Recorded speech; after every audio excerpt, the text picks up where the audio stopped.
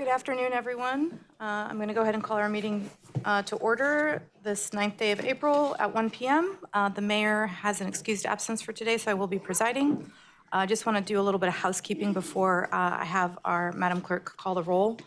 We will be going into closed session in the middle of our meeting, essentially. So what we will do is after public comment and after the consent agenda items have been read and pulled, Madam Attorney will give us our language for the motion for closed session. Council will move down the hall into our committee room for our closed session, and then we will come back and continue proceeding with our meeting. So for those of you who signed up for public comment, you will be allowed to speak before we go into closed session. I'm seeing some faces with a little bit of confusion. And for staff, we will have pulled your items so you will also know whether you need to stay or go. Thank you. Madam Clerk, can you please call the roll? Good afternoon. Mayor Williams received an excused absence for today. Mayor Pro Tem Caballero. Here. Councilmember Baker. Here. Councilmember Burris. Here. Councilmember Cook. Here. Councilmember Kopak. Here. And Councilmember Rist. Here. Thank you. We do have a ceremonial item today. Today we have the National Public Safety Telecommunicator Week Proclamation. And I'm not sure who is here to receive that proclamation, but I would love for you to come to the podium. Oh, thank you. So it's a little different during our work sessions. I'm just going to read the proclamation from here and then give you all the opportunity to speak. Thank you so much for joining us. Thank you. Whereas emergencies can occur at any time that require police, fire, or emergency medical services or Durham County Safety HART, where an emergency occurs, the prompt response of police officers, paramedics, firefighters, and HART is critical to the protection of life and preservation of property. And whereas the safety of our police officers, paramedics, and firefighters and HART is dependent upon the quality and accuracy of information obtained from residents and visitors who telephone the Durham Emergency Communication Center. And whereas public safety communication officers and call takers are the first responders and most critical contact our residents and visitors have with emergency services. Public safety communication officers and call takers are the first responders and most critical contact our residents and visitors have with emergency services. And whereas public safety communications officers and call takers are the single vital link for our police officers, firefighters, paramedics, and HART by monitoring their activities by radio, providing them information, and ensuring their safety. Public safety communications officers and call takers of the Durham Emergency Communications Center have contributed substantially to the apprehension of criminals, suppression of fires, treatment of patients, mental health prevention, and interventions. And whereas each public safety communications officer and call takers has exhibited compassion, understanding, and professionalism during the performance of their job in the past year, now therefore I, Leonardo Williams, Mayor of the City of Durham, North Carolina, do hereby proclaim April 12th through 18th, 2026 as National Public Safety Telecommunications Week in the City of Durham and encourage residents to support the vital work of the most essential in our community. Witness my hand and the corporate seal of the City of Durham, North Carolina, this 6th day, April 2026.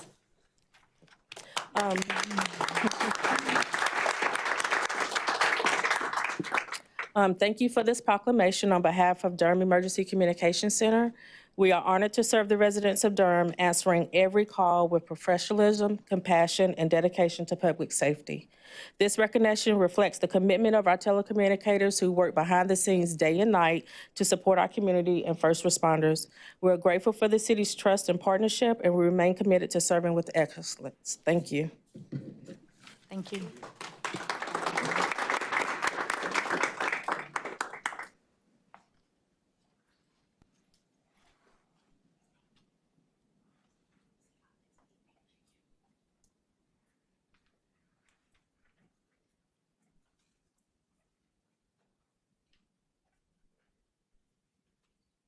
Okay, and now I have announcements by council. I'm going to go first, which I know is not typical, but I know that we had some hard news yesterday and this morning. I want to acknowledge the detention of a Durham resident family whose students were at Burton Elementary. They were detained Monday at their regular routine asylee check-in. That means that they were here as asylees from the country of Honduras. They had family in the parking lot who were waiting for them, and after 90 minutes, a federal agent reached out and said that the family had been, all 4 of them, including 2 elementary-aged children, had been detained and within 24 hours deported back to Honduras. This is a completely illegal action by immigration enforcement. Folks who are here with asylee and refugee status have particular rules and protocols. They were following all of their rules and protocols. It was a routine check-in. Currently, I know Siembra, many elected officials and other community members are holding a press conference at Burton Park at 1 p.m. Obviously, none of us could be there because we are here, but I do just want to extend all of our thoughts with this family. I know that Durham will rally around them like we always do, and there are conversations already happening about how we ensure Durham residents who have to go down to Charlotte, it's the only place to do these routine check-ins in North Carolina, can be offered support. We know when folks are able to show up with attorneys or pastors or community members or elected officials, their outcomes are significantly better. And I think that one of the reasons that this family was detained is that unfortunately we did not know that they were going down there. And so I pledge my support and commitment to any Durham resident who is going down to Charlotte and happy to escort you. And I think I can speak for most of my colleagues and elected officials. So we are thinking about them. I do want to remind folks, I think this is the first time in North Carolina we've had children detained in this manner. These were very young children, I think a 6-year-old and a 10-year-old. So again, thinking about them. Thank you, colleagues. Anyone else? Yes, Councilmember Baker. Thank you. Thank you to all who are here in the building and here with us today. Just want to lift up your comments, Mayor Pro Tem, and associate myself with those. We want Durham to be a place that is welcoming to everybody, and unfortunately, the federal government doesn't want that in Durham or other places anywhere else. And of course, this happened in Charlotte, but these are Durham community members, Durham public school students, and just devastated and horrified by that and by what's happening. I want to read a statement from the Durham Workers' Rights Commission. The Durham Workers' Rights Commission voted unanimously to endorse the UE 150 proposal to review and update the city's controlled substance and alcohol testing policy on Tuesday, April 31st. We believe there's an opportunity for the city of Durham to move toward a more just, fair, equitable system without sacrificing the safety and integrity of public services rendered. So I wanted to share that as the liaison to the Durham Workers' Rights Commission. 2 other items, colleagues, I've spoken with all of you about these. The first is that the mayor of Boone, Dalton George, reached out to me. He's reaching out to communities across North Carolina and seeking to build a number of communities who will pass a resolution designating May 15th as Endangered Species Day. I've shared with you resolution language from Boone that I think that we can replicate pretty quickly and easily here. So I would like to ask my colleagues to place that on the next work session agenda. Next or future when we deem their space, but yes, supportive. Okay, thank you. Sorry, y'all. When I preside, everyone gets 2 minutes. Sorry. One more item, I'll be quick. I also reached out to each of you about potential ordinance around a moratorium on hyperscale data centers. This is not just your average and typical size data centers. These are large scale. We've all been hearing about them. There's a lot to learn. It's an area where things are moving very quickly. Many communities across the state of North Carolina and a growing number are adopting 1-year moratoriums. And I would like Durham to join that. I think it's important to assess what's going on, have a little bit of time to do that, and then put in place any measures that are necessary to adequately regulate hyperscale data centers. So I'd like to put that on the next agenda for the work session and work closely with the planning department and the city attorney's office to draft that language. Thank you. Anyone else? Oh, thank you. Yeah. Any other announcements? Councilmember Cook, and then Councilmember Rist, and then Councilmember Kopak. Thank you. I'll be very brief. I just want to echo the comments of the Mayor Pro Tem. Those were very close to the exact comments that I had. It is a wild time to read that news and also spend the morning in eviction court trying to keep people housed. Lots of just acknowledging of state violence against civilians, and watching that play out in real time is really difficult. So I just want to throw in my support that you have a council up here that is, I think, unanimously behind supporting every single one of our residents.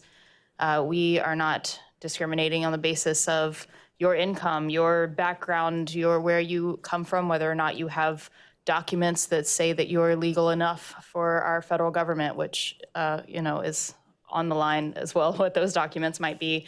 And just want to echo those comments made and say that we don't support that. I do not support that, and I am very much want to make clear that that is not going to fly in Durham, and we will do everything in our power to ensure that folks remain safe, even if the perpetrators are government agencies. Thank you.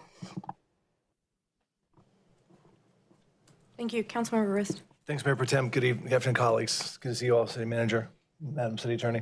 Echo the comments from the Mayor Pro Tem about the incredible concern about ICE detaining families who are here illegally. Quite concerned. Appreciate your comments, and we'll do all we can in Durham to make sure we protect our immigrant communities. I've got a couple things to say real quick. I'll try to be as quick as I can. First thing is I want to thank DPR Foundation and DPR for organizing today's annual Mayor's Parks Challenge. I had fun working at Cornwallis Road Park with folks from Balfour, Beatty, who's on the agenda actually today, and also from Community. So doing some erosion work there at the park. It's always good to do that work together with volunteers from around the community. Secondly, speaking of resolutions, I also have a similar, another resolution I'd like to bring before the council at our next work session. This may sound like stranger than fiction, but this concerns so-called 530A accounts, otherwise known by statute as Trump accounts. These are accounts authorized by the federal the budget bill that passed a couple years ago, that creates $1,000 accounts at birth to save for education, home, or business startup for kids born as of January 1, 2025. It also includes, for kids who are born before that, who are under the age of 10, also $250 asset building accounts for, again, home ownership, business startup, or education for kids as well. We want to make sure that as many kids as possible, or all kids that qualify for these accounts in Durham, access these accounts. And so I'll bring a resolution that would encourage the city or demonstrate the city council's support for the city engaging to make sure all kids in Durham who qualify for these accounts are getting these accounts. There's already a big community effort to do this, and I want to make sure the city's supportive of that. So I'll bring that. I'll send you a draft before the next work session on the 23rd, but look forward to your conversation about that, and hope you all support me bringing that resolution. Thank you. Good. Manager, let's see how much, okay, shoot. So the last thing I'll say is that, I need to ask for, while I've asked for that resolution, I'll also be gone that day. I'd like to ask for excused absence. If it weren't for my youngest son getting married, I'd be here for that conversation. But the mayor can carry forward that conversation.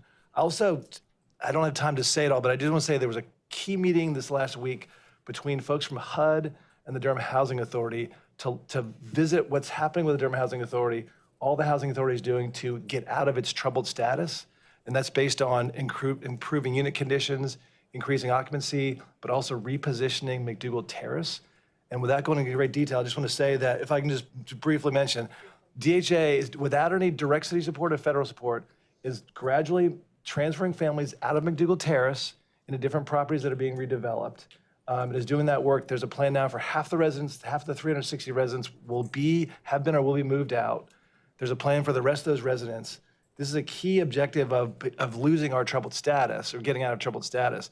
But it also aligns with city goals because the DHA has also committed that 92 units of public housing have been committed to the continuum of care to make sure that families leaving homelessness have a place to live, a permanent and affordable place to live. So while DHA has had a lot of attention on DHA for good reasons, I want you all to know that DHA is also an incredibly important partner for the city, helping us to address our goals of providing homes and affordable homes for folks leaving homelessness. So we'll be talking more about that, but I just want to Thank you, Councilmember Rist. Councilmember Kopak. Thanks, sorry. Thank you, Madam Mayor Pro Tem. So I just want to lift up the comments that you made and all my colleagues made, and also pledge support for myself and this community to stand up for all of our residents to support this family that was detained and deported illegally, and others that face harm. It's horrific to see this happen. Another harmful action by a regime that's hell-bent on sowing chaos and fear in our city and across the country. And so definitely heart is with, and I know I stand with my colleagues in support of folks who are affected.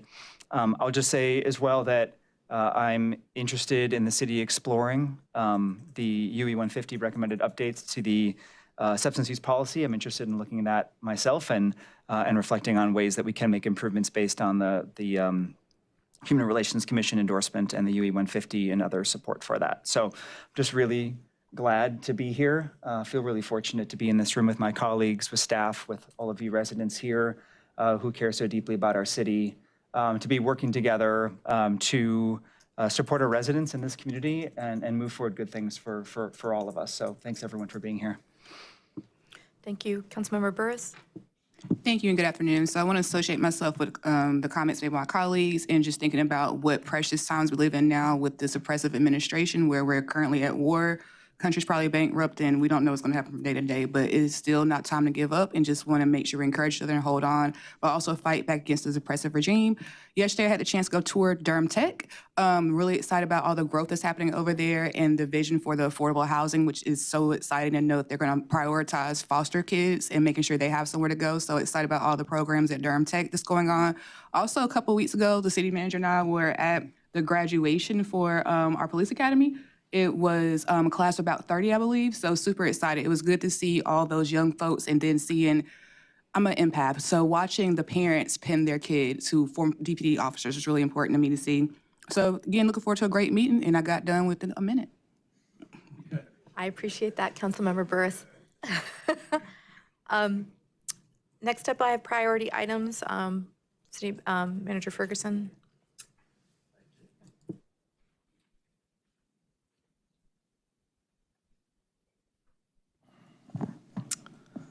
Thank you, Mayor Pro Tem and members of council. The City Manager's Office does have 3 priority items for your consideration this afternoon. The first is just to note that agenda item number 7, ST332C Pavement Condition Study presentation. This is a presentation on the PCI for council to receive today. Agenda item number 25 has been added. This is legislative priorities for the 2026 short session, and that does include a short presentation as well. And then finally, agenda item number 20, proposed substantial amendments to the FY22-23 and FY25-26 annual action plans for CDBG funding. This item is being referred back to staff and will show up on a future agenda. Thank you, Manager Ferguson. Madam Attorney?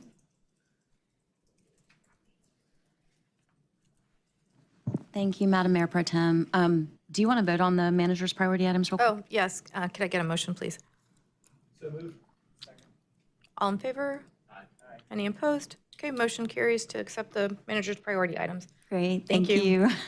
Madam Mayor Pro Tem, you've already mentioned that the City Attorney's Office needs a closed session today, mid-meeting. The motion for that, if you'd like to go ahead and vote on that motion. That would be helpful, thank you. Okay, the motion is to hold a closed session pursuant to North Carolina General Statute 143-318.11A3 for attorney-client consultation regarding a threatened but not yet filed liability claim. Thank you. Could I please get a motion? Second. I have a motion and a second. All in favor? Aye. Any opposed? Thank you. Thank you, Madam Attorney. And we will do that after public comment and the reading of the consent agenda. Madam Clerk. Good afternoon. The City Clerk's Office does not have any priority items, but I do have the boards and commissions report. For item 3, the Durham Workers' Rights Commission, council has voted a majority appointment for Tiana M. Applewhite for the Durham Workers' Rights Commission. Thank you, Madam Clerk. Councilmember Riss, do you want us to go ahead and take up your excused absence as well? Sure, yeah. Could we go ahead and, what was the date on that? April 23rd, I'm pretty sure. That's our next, yeah. Is that right? Just confirm. Yeah, that. 23rd. Okay, could I get a motion to have an excused absence for Councilmember Riss on Thursday, April 23rd? Could I have a motion and a second? Thank you. All in favor? Aye. Any opposed? Okay, you have your excused absence, Councilmember Rist. Next up, I have under public comment, our first speaker that I have is Scott Harmon. And then following Scott Harmon, I have Thelma Glenn White. Although I don't know if she's registered for an item or not. And then just under general public comment, Amanda Wallace. Good, yes. Okay, number 25. Thank you, I appreciate that. Okay, so Ms. White, we will call you when that item gets discussed later during the agenda. Good afternoon, Mr. Harmon, how are you? Hey, how are y'all doing? Good, you have 3 minutes. Thank you. My name is Scott Harmon. I'm an architect and developer with Center Studio here in Durham. We appreciate the chance to speak with you about the Land Development Code. At your last work session, we talked about Durham character versus neighborhood character. We talked about the color of law by Richard Rothstein and the racist origins of our zoning laws, about the supremacy of 4 numbers: lot size, setbacks, height, and density, how we manipulated this math to create our infamous neighborhood character map, this map that bestowed government-subsidized mortgages and other privileges to our wealthy green neighborhoods and denied those same benefits to our red neighborhoods. This system also forced our red neighborhoods to carry the burden of the affordable, dense housing that our community needed, but that our wealthy green neighbors didn't want. We talked about how sadly accurate this map is today, how our systems of land use politics and power keep getting the same results, even when the people who love Durham in their hearts want a different outcome. If we don't change the system, we don't change the outcome. The Land Development Code is a remarkable commitment to housing justice. Over a dozen different zoning districts and tiers are now combined into one zone, the RD. Virtually every residential property inside this urban growth boundary will have this new designation. The vision for the RD is clear, quote, compact, walkable residential environments that accommodate a full range of housing types. This is how we create the polycentric, transit-friendly, climate-responsible, diverse, connected, abundant community. This is effective policy, it's a new system, and it's fair and equitable. Gone are the days when the green neighborhoods and the red neighborhoods play by different rules. This is Durham character at its best. Except when you get to section 2.28, infill development, which requires new housing to honor the setbacks and height of existing housing in the same block. In other words, instead of our new vision, we have to preserve the old system, the system that adjusted those 4 numbers in different neighborhoods to preserve privilege, wealth, and power. The system that prioritized neighborhood character over the needs of the whole community. The system that divided the people who loved Durham for over a century. The system that continues to this day to force our red neighborhoods to carry the burden of the housing crisis so our green neighborhoods don't have to. Everyone in Durham is impacted by the housing crisis. Everyone in Durham deserves housing justice. The people who love Durham in their hearts want to roll up their sleeves and do their part. Everyone in Durham should play by the same rules. I'm asking the council and Director Young to get together and preserve Durham character. The people who love you, the people who love Durham, love you back.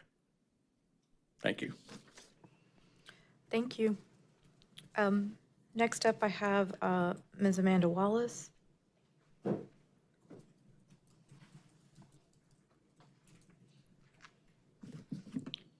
Good afternoon, Ms. Wallace. You have 3 minutes. Thank you for being here. All right, so like I always say, every time I come here, I have to take deep breaths because you guys feel like you have the power to condense people's voice to 3 minutes. I know for myself, I never consented to that. So I'm gonna try to sum up what I have to say, but I don't want to feel rushed, especially when the people of Durham are being sold out right in front of our eyes. And so I ask for the same grace. I've seen several city council members go over their time and they've been given grace, and so I ask for the same. So my first concern is that this governing body is attempting to curb speech by enforcing made-up rules that make it harder for people to speak at meetings. See, when people break decorum, county manager, city manager, you say that these are the spaces to have and voice concerns, but then you create these roadblocks. It feels like you guys really actually don't want to hear from the public. And so at the last work session, the mayor said he was enforcing this rule that it's a specific time because he didn't want to shuffle paper. Y'all have a whole lot of city staff. So if somebody needs to sit next to him to help him shuffle paper, I think that that's what needs to happen. And so my question is that, are the other city council members in agreement with enforcing this rule? And if not, could this be addressed? Also, Shanetta brought up that the city government was forcibly removing people who had nowhere to go. Removing people who do not have homes because of the intentional disinvestment by this city. Leo called the situation complicated. This shit ain't complicated. People who need houses, that's what they need. Like, how many more studies do we have to do to realize that? There are thousands of empty buildings right now in this city and people sleeping outside. So that's not complicated, it's capitalism. It's gentrification, but our mayor loves gentrification, right? So it's not surprising that we are here. And I don't expect anything different from any of you. I'm here for the historical record. So on April 6, 2026, at the general body meeting, item 10 was on the agenda, and it was for the Second Amendment to the Housing for New Hope contract. As I look at these contracts, I see a common denominator, which is Ryan Smith, the director of the Community Safety Department. I'm really seeing it clearly how y'all moving a lot of money to this department. And you know Ryan, Matt, right? His wife helped you steal your seat through fundraising. So the contract is for landlords' engagement, and my concern with this strategy is that Durham, through DHA, Durham Housing Authority, you tried to say that they're trying to save their image, is the biggest slumlords in this city. The city government, through its intentional policies, is one of the biggest reasons why people do not have housing. And so I'm trying to understand, what other plan do you guys have? I'm finishing up. And so item 14 was also on it. And the city used eminent domain to take or steal 4 pieces of property at 515, 517, and 519 East Trinity Avenue. Like, literally just taking people's land. Thank you, Ms. Wallace. There are businesses there. There are people who are just like living there, right? Thank you, so Ms. you guys Wallace. are taking this. But this is, to the historical record, this feels a lot like urban renewal 2.0. When you guys Ms. Wallace, gutted Hayti. I do not want to call you out of order. Please, gutted you are Hayti. definitely able to email whatever you would like to your city council members. I signed up twice. Don't I get 3 more minutes? No, ma'am, you signed up for a specific item number 6, and so when we No, get to I the signed item, up twice for public comment. Is there? I have is there you down rule? as a public comment work session, and then I signed up have you as a twice. consent agenda item number 6. So when we get to item number 6, when we call the agenda items, which we have not done yet, Ms. Wallace, then you will be provided another opportunity to speak. Did I sign up twice? That is what I have in front of me, Madam Clerk. She did sign up twice for public comment. We do not let We folks don't sign up allow twice. people to Yeah. sign up What's the twice policy? for public comment. Ms. Wallace, I'm happy to set up time with you Can I around ask the the procedures. attorney what the policy is that people can't sign up? I'm speaking on something else. I have more concerns. I appreciate that, but what I have in front of me is we do not allow folks to go 3-minute general public comment. You have been given 3 minutes. I did allow you some grace on that, which you asked for, which you got. And then what I have in front of me is you also signed up under item number 6. When we get to number 6, you would get an additional 3 minutes. That is the, Can the city attorney please explain the policy? Madam I didn't Attorney, see anything.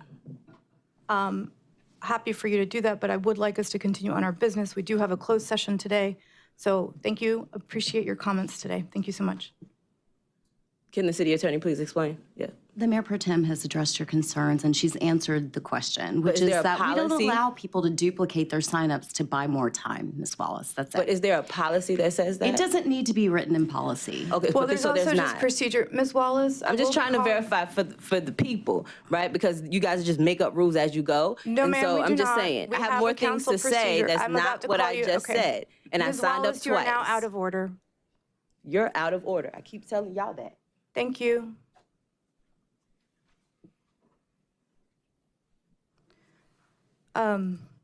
Next up, I will start our administrative consent items. I think that's all I had under public comment for today. Under administrative consent items, under the city clerk's office, approval of city council minutes, item number 2. Item number 3, Durham Workers' Rights Commission appointment. Under departmental items, under city council, item number 4, grant budget ordinance accepting a share Our Strength No Kid Hungry grant. Under City Manager's Office, item number 5, approval of the Wake County Multi-Jurisdictional Hazard Mitigation Plan. Under Community Safety Department, item number 6, interlocal agreement between the City of Durham and the County of Durham to fund community solutions consulting work on the homeless strategic framework. Under environmental, oh, thank you. Ms. Wallace, you are registered under item number 6. That is the item I have you pulled on for. Thank you, Manager Ferguson. Environmental and Street Services Department, item number 7, ST-332C pavement condition study presentation. We will take this up when we do our other presentations. Under General Services Department, item number 8, proposed 10-year lease with Liberty Arts, Inc. for the Arts Pavilion at 505 Rigsby Avenue. Item number 9, Durham Rail Trail Construction Manager at risk, CMAR, contract with Balfour, Beatty Construction, Holt Brothers Construction, a joint venture. I'd like to pull that one. Okay. I have 2 folks who, I think Councilmember Cook and Kopak have both pulled item number 9. Sorry, Councilmember Rist. That was item number 9.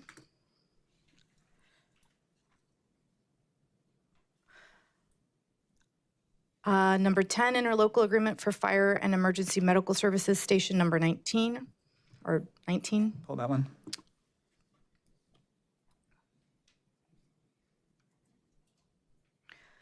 Under Planning and Development Department, item number 11, utility extension agreement with Jason Jones to serve 102 North Maple Street. I'm going to pull that one and also number 12.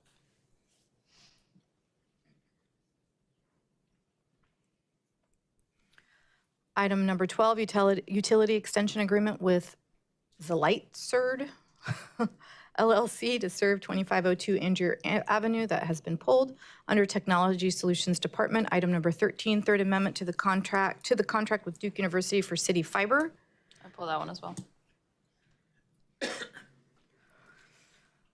Item number 14, FY 2023 State and Local Cybersecurity Grant Program, SLCGP Grant Program Ordinance and authorization to execute memorandum of agreement. Under Transportation Department, item number 15, Federal Transit Administration Bus and Facility Grant Project Ordinance. Pull that one. And I think that and 16 are related, as I understand. Item number 16, purchase grant with Gillig LLC for 10 diesel buses for Go Durham. The item's also been pulled by both council members Rist and Kopak. Is that correct? Okay.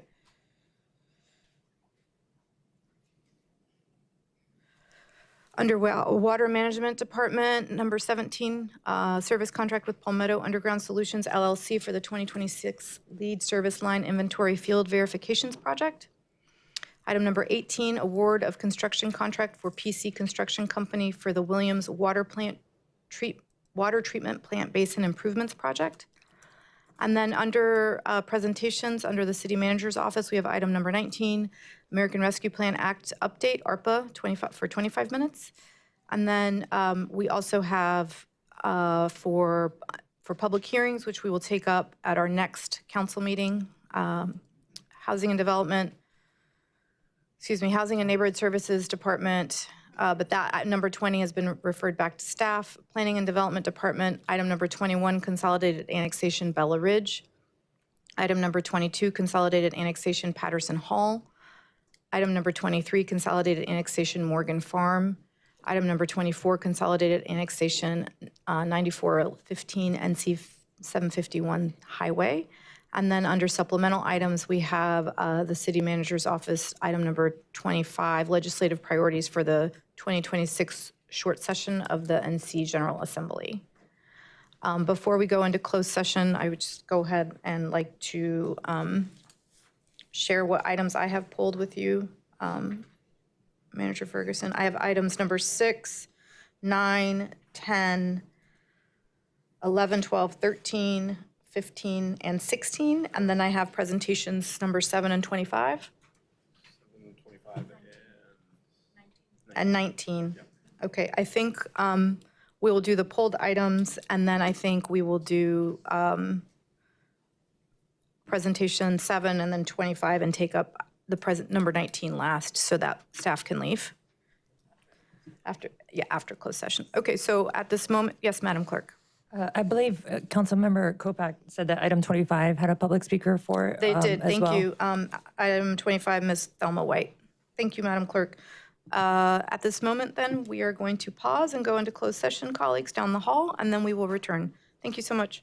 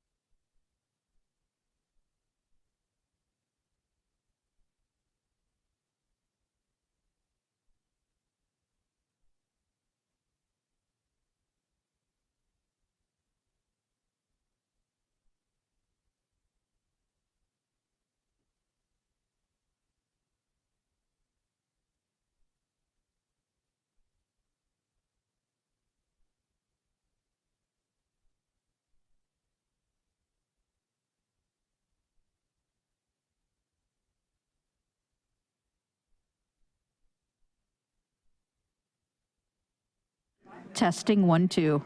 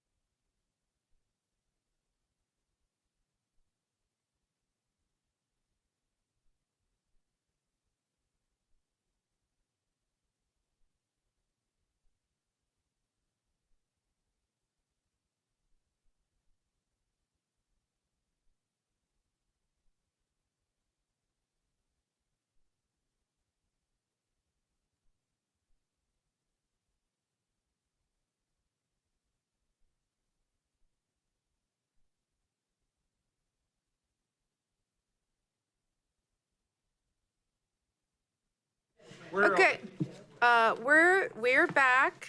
I think the first pulled item that I have is item number 6, which is, apologies, I gotta find it. Interlocal agreement between the City of Durham and the County of Durham to fund community solutions consulting work on the homeless strategic framework. I had a speaker for this item. Ms. Wallace?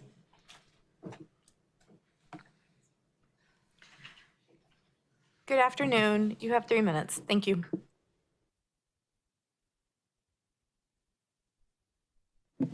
There we go. I'm gonna start where I left off because all of this is connected.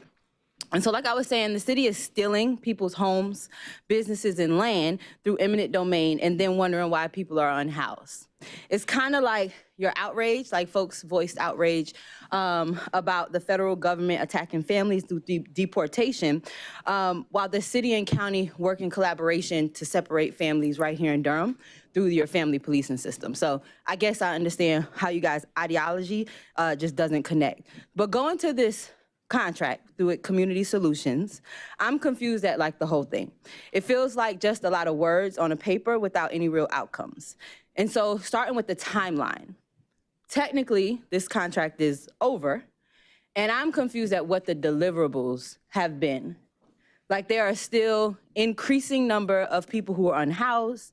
Like in the agenda packet, I don't see anything about, again, what the deliverables are, what was happening, what meetings happened. And so again, I'm just really confused by this. And then the total was $100,000. And you guys, this contract paid somebody $200 an hour to do this work. And I'm also confused that if this Community Solutions is based in Durham, because what I'm seeing, like they're out of New York or like this other state. So I'm confused at like why y'all chose them. And then I got a minute and a half left. So I really want to talk about, again, the common denominator in a lot of these contracts, which is Ryan Smith, because he is on this contract as well. And so I'm confused at how this just keeps happening. And I really want to ground in what I saw from the Heart team this last week, which is them working in collaboration with the police to remove people from their home. And so I know Ryan Smith is over the Heart team, and you guys act like he's like, this is this like saviorism that's happening. And so like you guys are just moving all of this money to this department, but I'm just here to call this shit out. Like this is not helping people. You guys are, again, $100,000 to develop a plan when you know the plan for people who are unhoused is to have a house. Again, it's not complicated. And with 25 seconds left, I know that Thelma White with the Committee on the Affairs of Black People are here and is supposed to talk. And when they show up, I know y'all ready to sell some shit. Because the committee was integral in selling out Black folks. The committee is about class. And if you are not of the class of the people who associate themselves with the committee, then they will sell you out.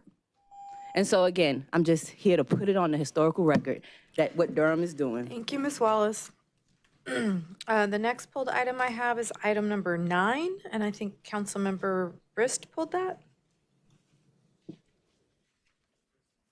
Oh, sorry, and Councilmember Kopak.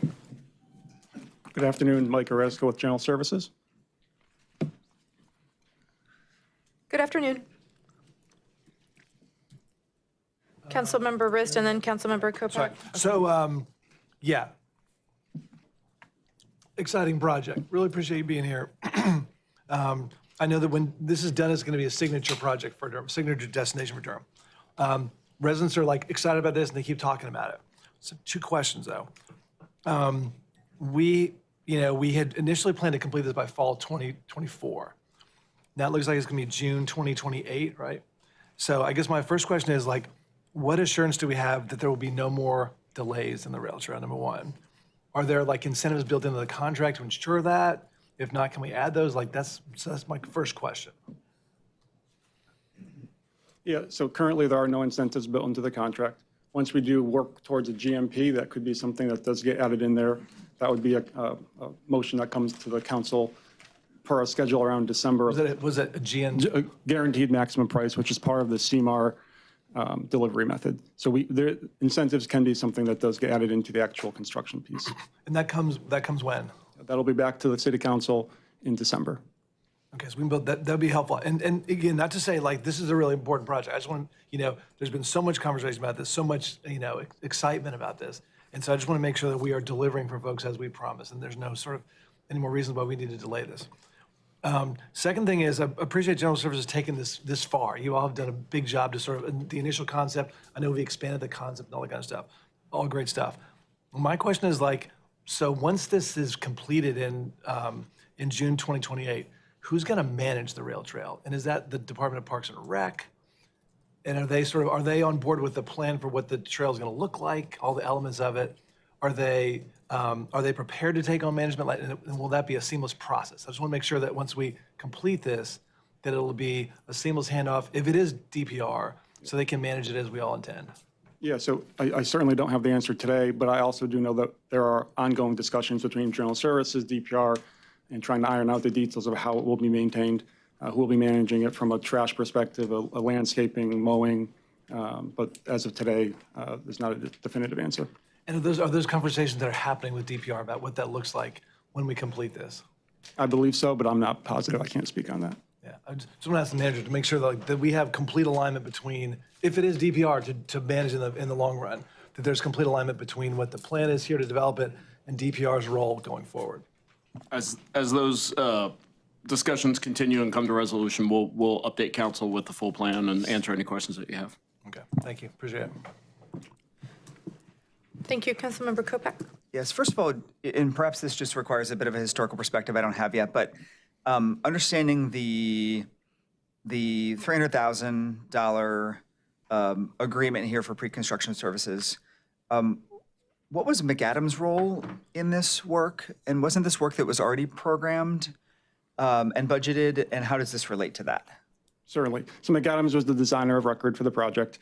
So it's all their prior design work. From the CMAR pre-constructive perspective, we're bringing a construction manager at risk who's really here to help with pre-construction services, cost estimate, constructability review, schedule phasing, help with early site plan packages, in phasing from a construction standpoint. Okay, so building on the design work that was done, we're entering this new phase for pre-construction. That's what this is. Correct. Getting yes. us started on. And it's validation of the work that's already been completed as well. Okay. My other question, I think, is just maybe a broader question for staff, is that it'd be interesting and helpful to see, I guess we're not at the end, so it's not a post-mortem, maybe like a mid-mortem.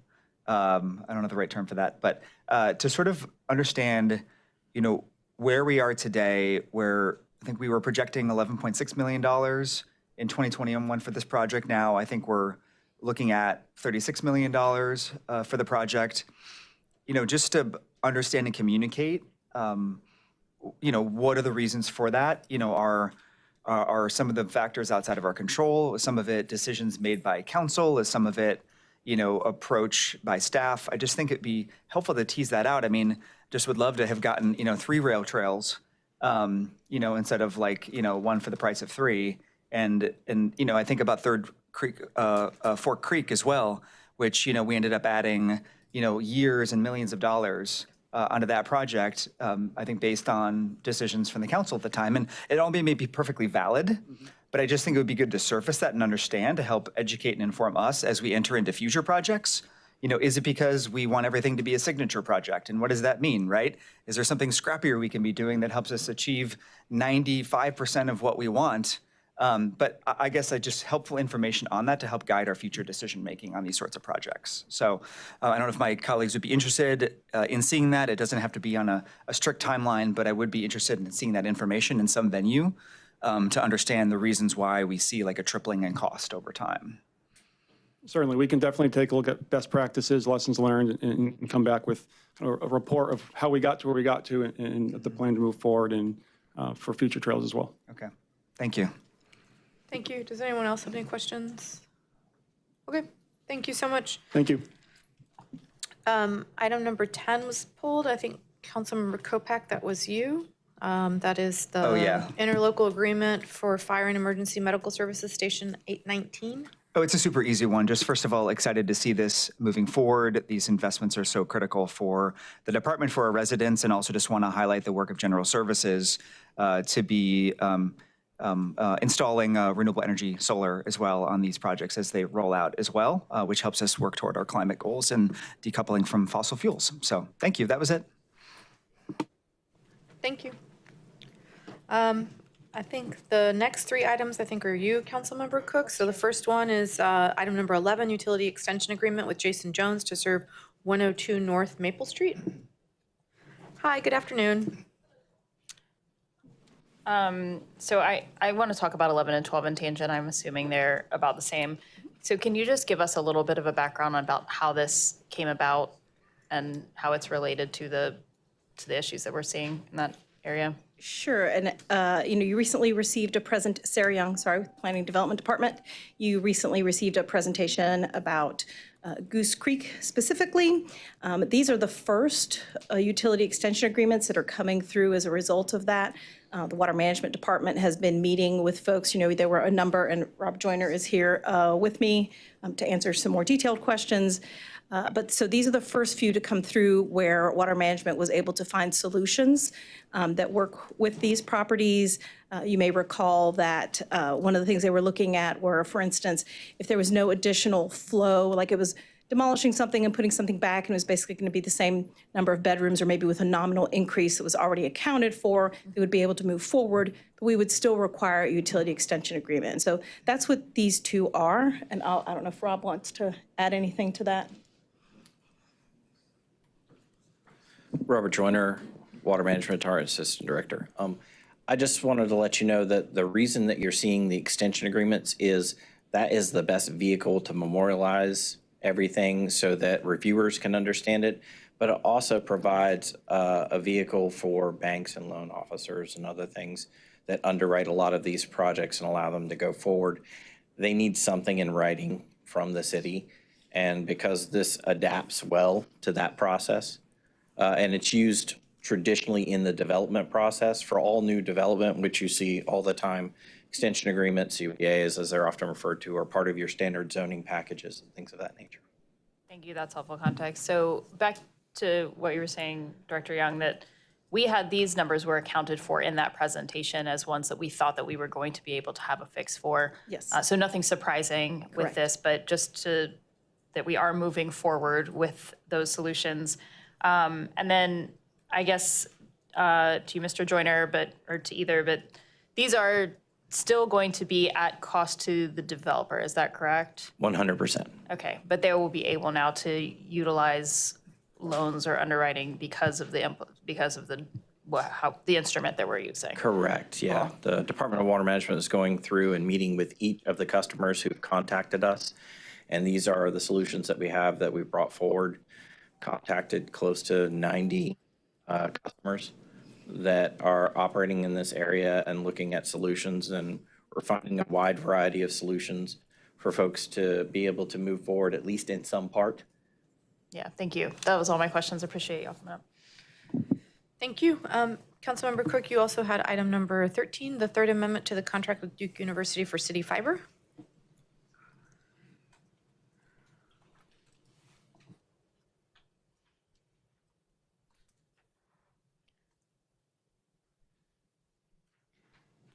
Hi, good afternoon. Good afternoon. Thank you. So I have a couple things. The first I want to say is that I just want to publicly identify that I do work at Duke University. I will not be financially benefiting from City Fiber. It is not related to my work at Duke University at all. My very quick question is just that we saw a First Amendment for the trending cost of the site going up. We saw a Second Amendment for a massive amount of increase due to rock underneath that we didn't know about. And then we have this Third Amendment. It didn't really have any reasoning in our memo, and I was wondering if you could speak to that and whether or not we should be looking for future amendments increasing in costs moving forward. This is the final amendment. This is to finish paying Duke for construction work that has been completed to initiate fiber at all of our city sites. And do we have a reason that it was just more than It was more, I know, than initially contemplated, but then it's also been more since, we've had 2 amendments since that time as well, and why we weren't able to contemplate this amount, those first 2 amendments. Have some history on that. I can speak to that. I'm Dwayne Kendall, Assistant Director of Technology Solutions. We learned that Durham sits on a rock quarry as we were boring rock and getting the fiber laid. There were additional costs that were just the sum total at the end of this project. This project started FY18, and all of the monies have been expended except for this last shore up. And again, it was just to finish the finalization of last mile work that Duke was doing from their contractors. And there were some contract increases that, like you spoke about, between rock and then just cost increases for laying fiber just in general from the contractor. So this is just this is the last bill for the full fiber. So we're kind of just seeing the remnants of Yes, ma'am. increased costs from that rock, which That's it. we covered quite a bit of that before, and I know this is in comparison to that second amendment, quite small. Okay, thank you. Those are all my questions. Yep. Thank you. Go ahead, Councilmember Baker. Yeah, thank you for asking that. That was my question as well. Just wanted to ask, because this is very exciting. The city owns fiber. State legislation says we can't sell this to residents, right? Because it was so successful in Wilson, North Carolina, that the legislature got lobbied by the companies and said you cannot be more efficient than the companies. So I think that's important context. Are we, so we're done here, but do we still have the door open to say we wanted to make, we wanted to take this to city parks or other facilities and make it accessible to people in these specific locations? Could we do that at some point in the future with this fiber? Yeah, so I like to describe the fiber that we've laid as like the highway. So it was a foundation of anything we want to enable to do in the future, ultimately, and that's smart city technologies. That is providing residents free access to external wireless from park. All of those things rooted in the fiber being the foundation. So to answer your question, yes, those are all possibilities. Matter of fact, there are some existing projects that other departments are working on right now for providing some outdoor wireless to certain parks locations. So, but this is the foundation of all that. Cool. So we can't sell it to us, but we can provide Wi-Fi in public places for yes, for people to use. and a lot of the fiber project dollars were expended at the very beginning of the project because of our commitment to DHA, which we are still the ISP for. So we are providing free wireless to 8 Durham Housing Authority sites that have children based on pandemic conditions in 2020, 2021 year. So we are providing those free. Thank you. Go ahead, Councilmember. So in the future, if we, as Councilmember Baker said, appreciate the comments. If we plan to extend this further using the sort of the backbone you described, do we need to get Duke's sort of authorization? How much authority do we have just to do that? That's a great question. So what happens is, who ultimately owns the network? yeah, so I'm glad you said it. So that's one of the magic behind this agreement. So Duke, the county, and us all cost shared. So if we were to do this by ourselves, the cost would be 3 times what it ended up being. So the cost share agreements are all based on where the site's located on the spur. So we say we stand up a new fire station. Then if it's right off the ring, then we're paying just the last mile since the ring is built. We don't have to build the ring anymore. So our cost to stand up a brand new site is significantly lower, but we would own the last mile parts. The ring has been constructed. So we do pay Duke a maintenance fee to help us to maintain the fiber if there are cuts and those types of things. But we own our destiny when it comes down to adding new sites. Right. So if we have a new rec center, we want to add we want to extend to that rec center. Do we have to? And the city would have to do it at our expense. It's our rec center. Yes, sir. We would pay the construction costs. Right. But do we have to get approval from Duke and the county to do that, or can we just say, hey, it's one of our sites, we want to extend, we do it? Well, we would work with them since the ring is still connected. They own kind of the ring part. But the mechanism to do it is we have a very easy process to stand up a new site with Duke. And they do authorize us to plug things to the backbone, but it's a part of a service agreement at that point. So we do need their sign off, essentially. Yes, sir. Yeah. And is there what's the contractual relationship between Duke and the city on that? Is there some?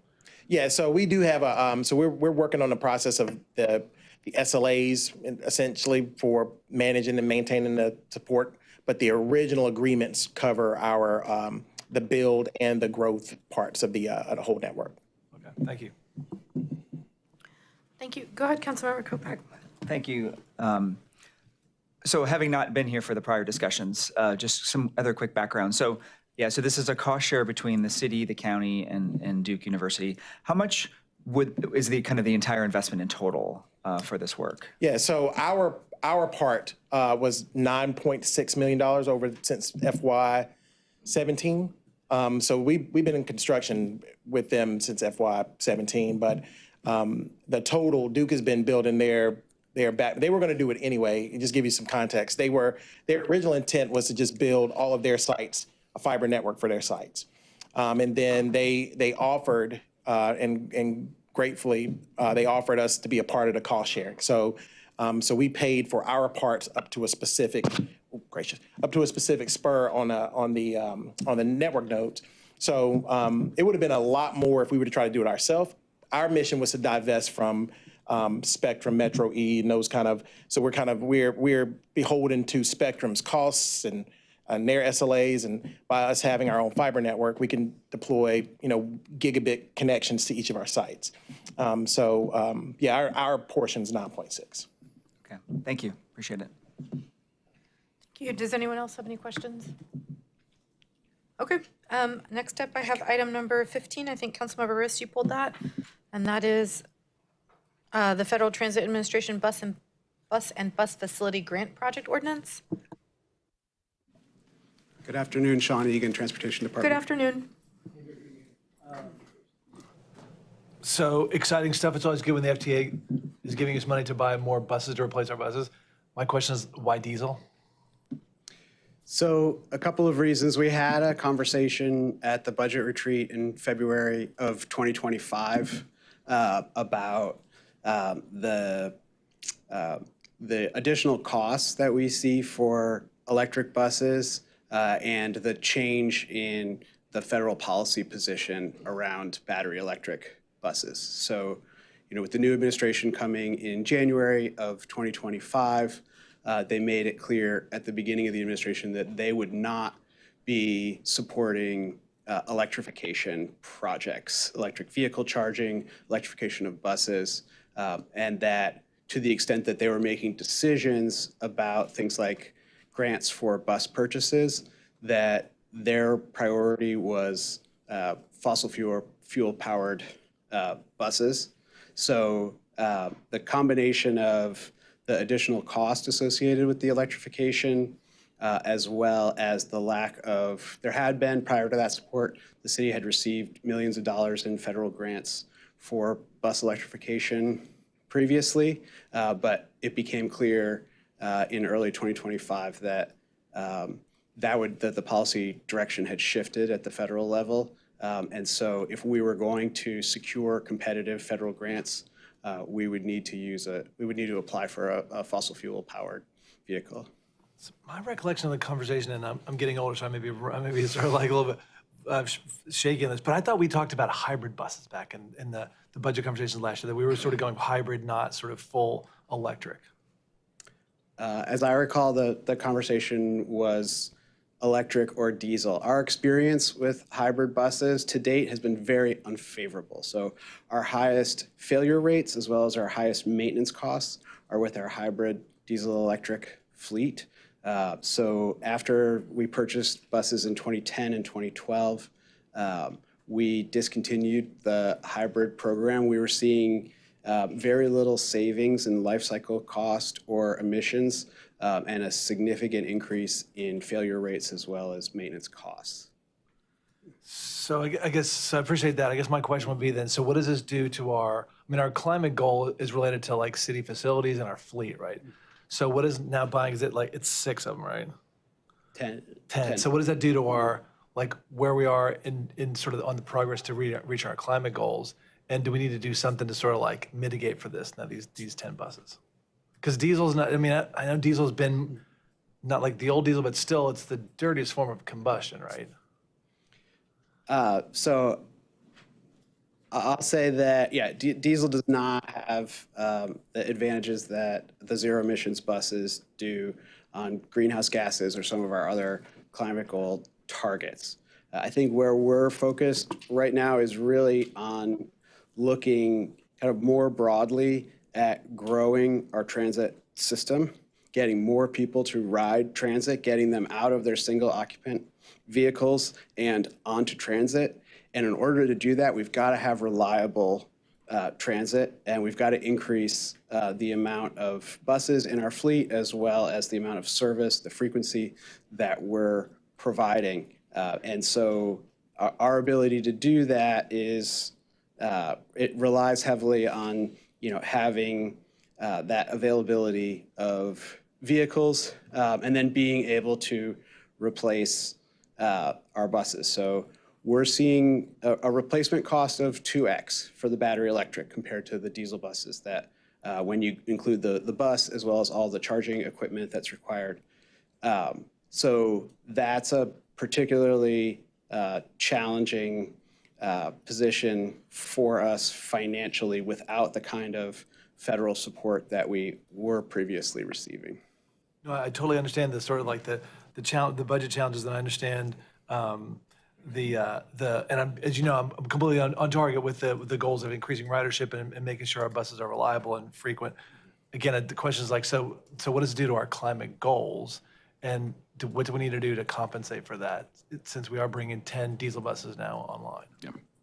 Councilmember Rist, if I can, I would just say that we track our progress against the sustainability plan annually, and in all cases, with our buildings, with our vehicles, we're constantly going to be in need of making adjustments. I know the staff, we just had a strategic planning discussion earlier this week, indicated a need and a desire to update the sustainability plan. So these types of decisions as we move forward will be incorporated into the plan. Council would get a chance to see any updated changes.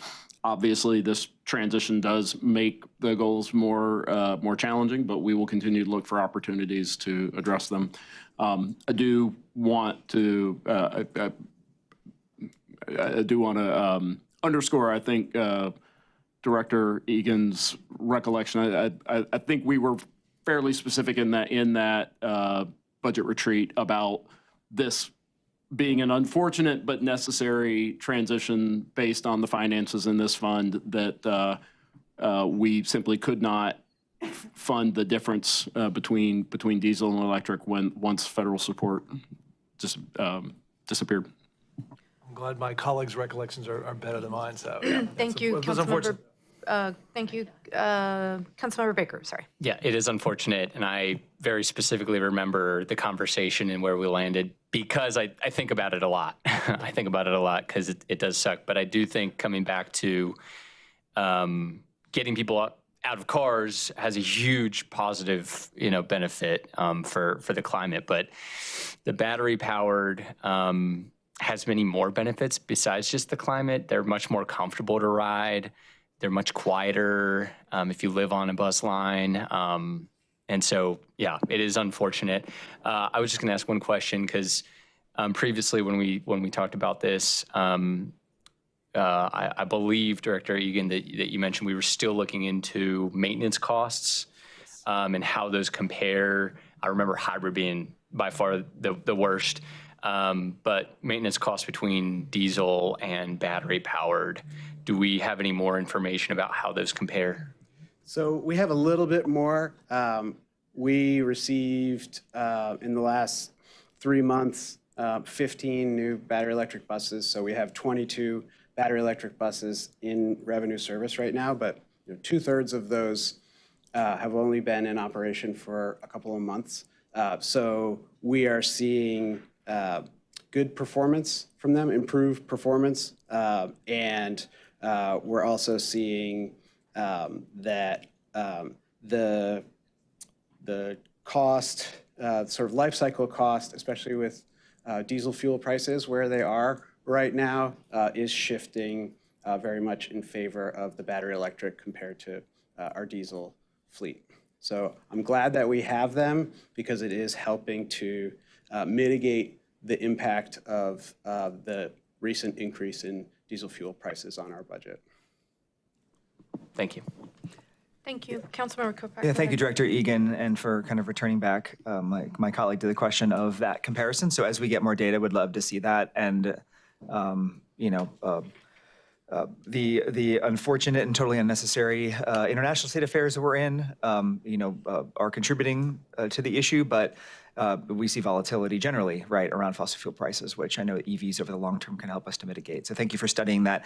The only reason I wanted to raise my hand, I'm sorry, I know that 15 and 16 were pulled. Are we just on 15 now? Are we on 16 yet? They're related. They're related. I would just say that maybe I'm misreading it, but under item 16, I saw a statement around the lowest responsible bid for 40-foot low-floor battery electric buses. And I just wasn't sure if that was intentional or if that was meant to be diesel. I think it was meant to be diesel. So the way that we bid it was that the vendors could offer across different propulsion systems and vehicle sizes. So we may have listed the wrong propulsion type in the memo, and I apologize for that. Okay, that's fine. I understand it's diesel. Thanks. Thank you. Did anyone else have any questions on 15 or 16? No? Okay, I just had one quick question. Director Egan, a few years ago, and I know it doesn't matter now, but it would just be helpful to be reminded of where we were pre-January 2025.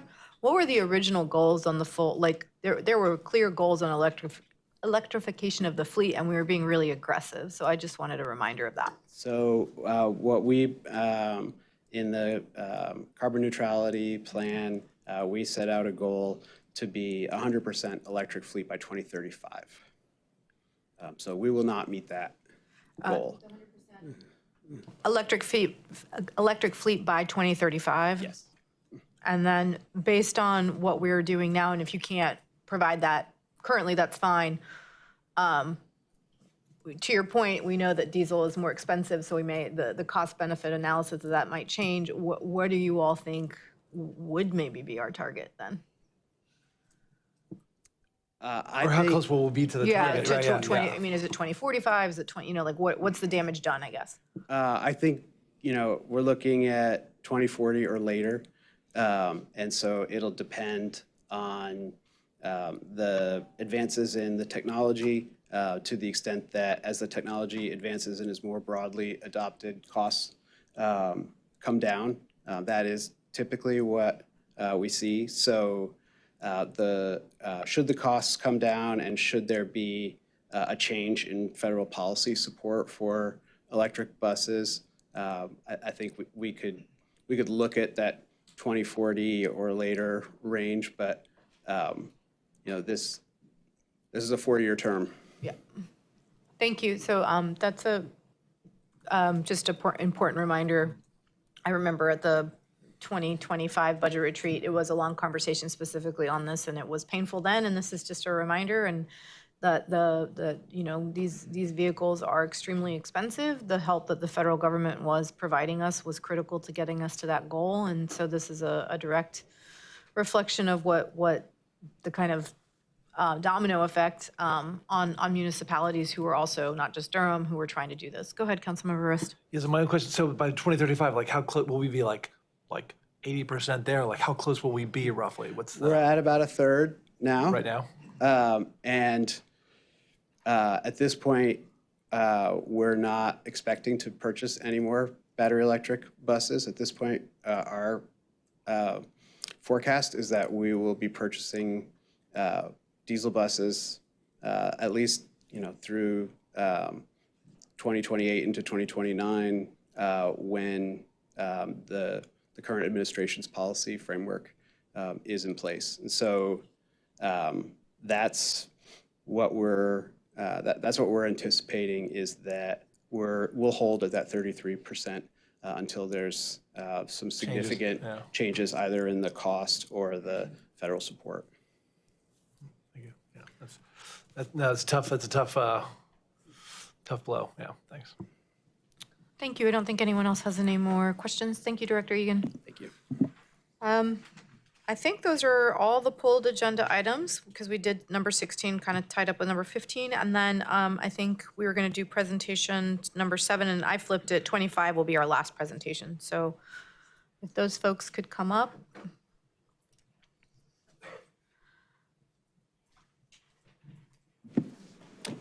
Good afternoon. Good afternoon, and this is for the ST-332C pavement condition study presentation. Thank you so much for being with us. Good to be before you. My name is Tasha Johnson, Assistant Director in Engineering, with the Engineering and Stormwater Division, Environmental and Street Services Department. Here to present also with Scott Gordon, who is our consultant. He's been before you a few times before, some of you may recall. And also Clint Blackburn, who is over our contracting group and probably the only other person in the city who likes talking about asphalt more than I do. So we are providing for you an update to the city's pavement condition study. Every 3 or so years, we come before you and present those results. We were last before you in 2022 with the 2021 results. Just a couple of quick things. We currently maintain 830 miles of streets plus, so that number continues to grow 1% to 2% per year. The study only analyzed the city-maintained streets. There are hundreds of miles of DOT streets within the city limits. We do not assess those or maintain those. Let's see. City-maintained streets. Oh, the average PCI is 68. Scott will get into those details a little more. We are happy with those results, but we're also concerned with those results. We expected the number to go down because we have not been sufficiently funding the program until recently, so that aligned with what our expectations were. But we are also happy with that number that we were able to stabilize it as much as we did. In 2022, our average score was 69. And so we believe that through the application of pavement preservation methodologies, we were able to stabilize that score. We have one of the largest programs in the Southeast, and it has been critical to maintain the average PCI within the city. There are a lot more details, and I will leave time for Scott to get into those. Clint and I remain available for questions as well. Good afternoon, Council. My name is Scott Gordon. I'm President of Roadway Asset Services. I'm also a licensed professional engineer in the state of North Carolina. I've been doing pavement evaluation, pavement design for over 35 years now. So this is as exciting as it gets. We love asphalt and we love pavements, but pretty exciting stuff. All right, I wanted to go over a few definitions first before we kind of dive in. We talked about centerline miles. Right now we're measuring about 782. That changes as you bring in new streets into your network. Paved area is measured at over 13.5 million square yards. That's your asset. That's what you maintain. That's to kind of put that in perspective. If we were to pave a 2-lane road, we could go from Durham to Dallas at that kind of square footage or square yardage in there. A network replacement value, this is a big number of $1 billion. That's if we were to go treat every road right now in its present condition and bring it up to great conditions. So that's a lot of money. So that just gives you an idea of the value of this asset that you're maintaining here. Lane mile, by definition, is just a mile length, which is 5,280 feet by 12 feet wide, typical lanes. This pavement condition index, or we're going to reference a PCI value, that is a number score from 0 to 100 that's determined based on how many distresses we have in the road. We're looking at cracks, we're looking at potholes, we're looking at rutting. A lot of different factors go into that score, and they're each weighted based upon the structural value that they have in the performance of the roadway. If we talk about preservation, we're talking about surface seals. It's usually lightweight, cost-effective seals to extend the service life of a road pavement. And then the standard that we use is ASTM D6433. It's a national guideline we use to evaluate pavements. It's been around for over 40 years. It's by far the most common. North Carolina State did develop another method that we have used in Charlotte over the years, but now they've moved to ASTM. So it's by far the most accepted method of doing this. Just briefly look at the performance of a pavement. If you look at that line on the left that deteriorates down, the black line going down, that's a typical life curve of a pavement, whether it's asphalt or concrete. They're going to follow under this similar deterioration theory. What I want to point out here is if we do preservation or light maintenance treatment, which is represented by the blue lines, we can do those more often. They're much cheaper. They extend the service life by shifting that curve, if you will. And based on your dollars at $5 a square yard for maintenance at that level, contrast, if we let the road deteriorate down to where we start getting structural failures down in the poor category, we're looking at about $29 a yard to come in and repair that to get it back up to a good condition. So if you look at the life cycle cost analysis of a pavement, it's going to be much cheaper to do those cheaper treatments more frequently. So that's part of what we look at balancing here. What's that scale on the bottom? Is that like a year, 5 years? What are we talking about? There is no definition of it. It's going to be in years, typically what we measure. So if you look at a pavement and we design it, it's going to last about 40 years on average. 40. 40. 40. For very good pavement. Yeah. Well, that's how long it'll last before we have to rebuild it. So you're going to have deterioration and that type of thing with that. Go over real quick the equipment we do to do the measurements. This is most important on the back end of the van cantilevered off there is the LCMS, laser crack measuring system. This is state of the art, looking at 1 millimeter resolution imagery along with lasers that are shot on the pavement surface. The biggest thing we get out of that is the texture of the pavement surface. And based upon that texture, we can measure cracks, widths, lengths, patterns, those type of things. And that's what gets us to this PCI score of determining what type of deterioration or distress we have. We've got GPS antennas all over the van. That way, every image we take out of the van is geolocated. We know a timestamp when it was taken. We also know the location of where it was taken within the roadway. You see some other pieces of equipment. The front bumper there is certified as a profiler. Gives us the ride quality, the smoothness of the road, of what you feel driving down the roadway. All that data is pulled together and calculated to get the scores that we're going to review here in a little bit. We do follow your GIS mapping. We don't recreate your segments or GIS. We use what the city's established.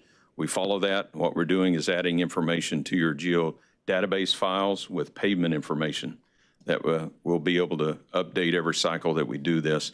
The image on the right kind of illustrates the little blue dots is where we're taking imagery. So like I said, we can locate where each one of those are. We can associate those with images and where we're measuring distress. So it keeps us able to track where we are within the network. So when we get into the results, you see the table there with the different colors. Those scales illustrate really the condition description is just a noun in there saying what we think the condition is. The score on the left is really what we're evaluating with. As we go, green is a very new road, good condition. As we go down through the colors there and the score drops, you'll see we get into very poor, serious, and failed. You'll see the categories of the percentages within each of the categories there, how much of the percent of the network is in that category. We've put up there the 2018, 2021, and the 2024 numbers for comparison. I was involved in the 2018 with another firm. We started RES, and we did that in 21 and now in 24. So if you look at the average PCI, this is just one parameter that we look at with the condition of the network, but it's an average score of all the street conditions. And you can see we've hovered around 68, 69 for the last several cycles. Just as a comparison, the national average we see is around 65 to 75 score. Most cities are targeting 70 as a goal, so you guys are right there, just a little bit below what most cities are going to want to target as their ultimate goal. So we're there. The number that we're watching that we're wanting to take a little more action on is that backlog number. So if we define backlog, that is a road that has a score of 40 or less. To get to that kind of score below 40, we're seeing enough structural failures or structural distress that the pavement is starting to fail. We're starting to lose serviceability. It's going to be a rougher ride, and we need to go out and structurally repair that roadway. So when we say backlog, it's things below 40 that need major structural work. You've seen that number climb from 2018 at 12.5% to 21, it was 15%, and this last one in 24 at 16.5%. So we're seeing that number grow. Our goal now in maintenance is going to be to stabilize that number and reduce it and keep that from growing because that's where most of the money is going to have to be spent in maintenance. Looking at this bar chart, you can see the distribution of the network within each of these categories. So it's a nice stair step there. What we want to see is majority of your network above 50% is up in those green categories, which is where we are with your network, so that's good. The fair to satisfactory for where you really want to focus on preservation treatments to try to extend the life. Like I said, once you get down to the poor, you're starting to look at a few overlays. very poor and lower, you're starting to do major structural repairs, in-place recycling, reconstruction, that type of thing. So that's how we focus there. But the distribution is pretty typical of what we'll see in networks. This is just looking at how we define maintenance. I've worked with your staff to go through and look at the scales. So you'll see a minimum PCI and a maximum PCI range of where we would apply each of these maintenance treatments. And then there's also going to be an improvement. The other thing to look at is that dollars per square yard category. We work with your team based on the bids that you're getting to do this kind of work so that we have real dollar cost in there. And that is how we determine in our models how much a project's going to cost. So we'll look at the area of the pavement along with those unit rates in there to determine that. So you see the different things that we're doing from Reclamite, which is a surface seal, down to a microsurfacing, down into the cape seals to where that's really more the preservation range. Then you'll see the overlays and down in rejuvenation where we're having to do structural repairs to that. One thing we don't want to forget is the flat work concrete cost that may be associated with these projects. So when you get into some of the street work where we're having to do some structural repairs, often associated is we have to upgrade the sidewalks, the ADA ramps, the curb and gutter. So that cost is burdened into that unit rate I was showing you, so that when we get a project cost, we are understanding and realizing the extra work we're going to have to do with the concrete flat work with the project. So how do we decide what road to go treat within our models? So a couple different things I want to define here. There's prioritization, which is simple ranking. We can basically go through and say, what's the PCI of those roads?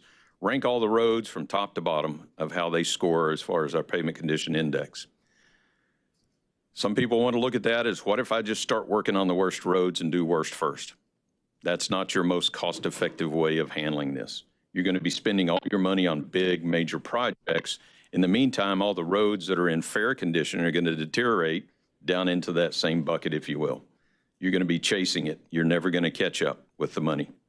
So what you have to do is an optimization where you're doing a balance of treatments. So what we look in our model is looking at how can we most cost effectively use our money to get the biggest benefit for what we're providing. And some of that is going to mean, when do we treat roads? What roads do we treat? And I'll give you an example in just a little bit.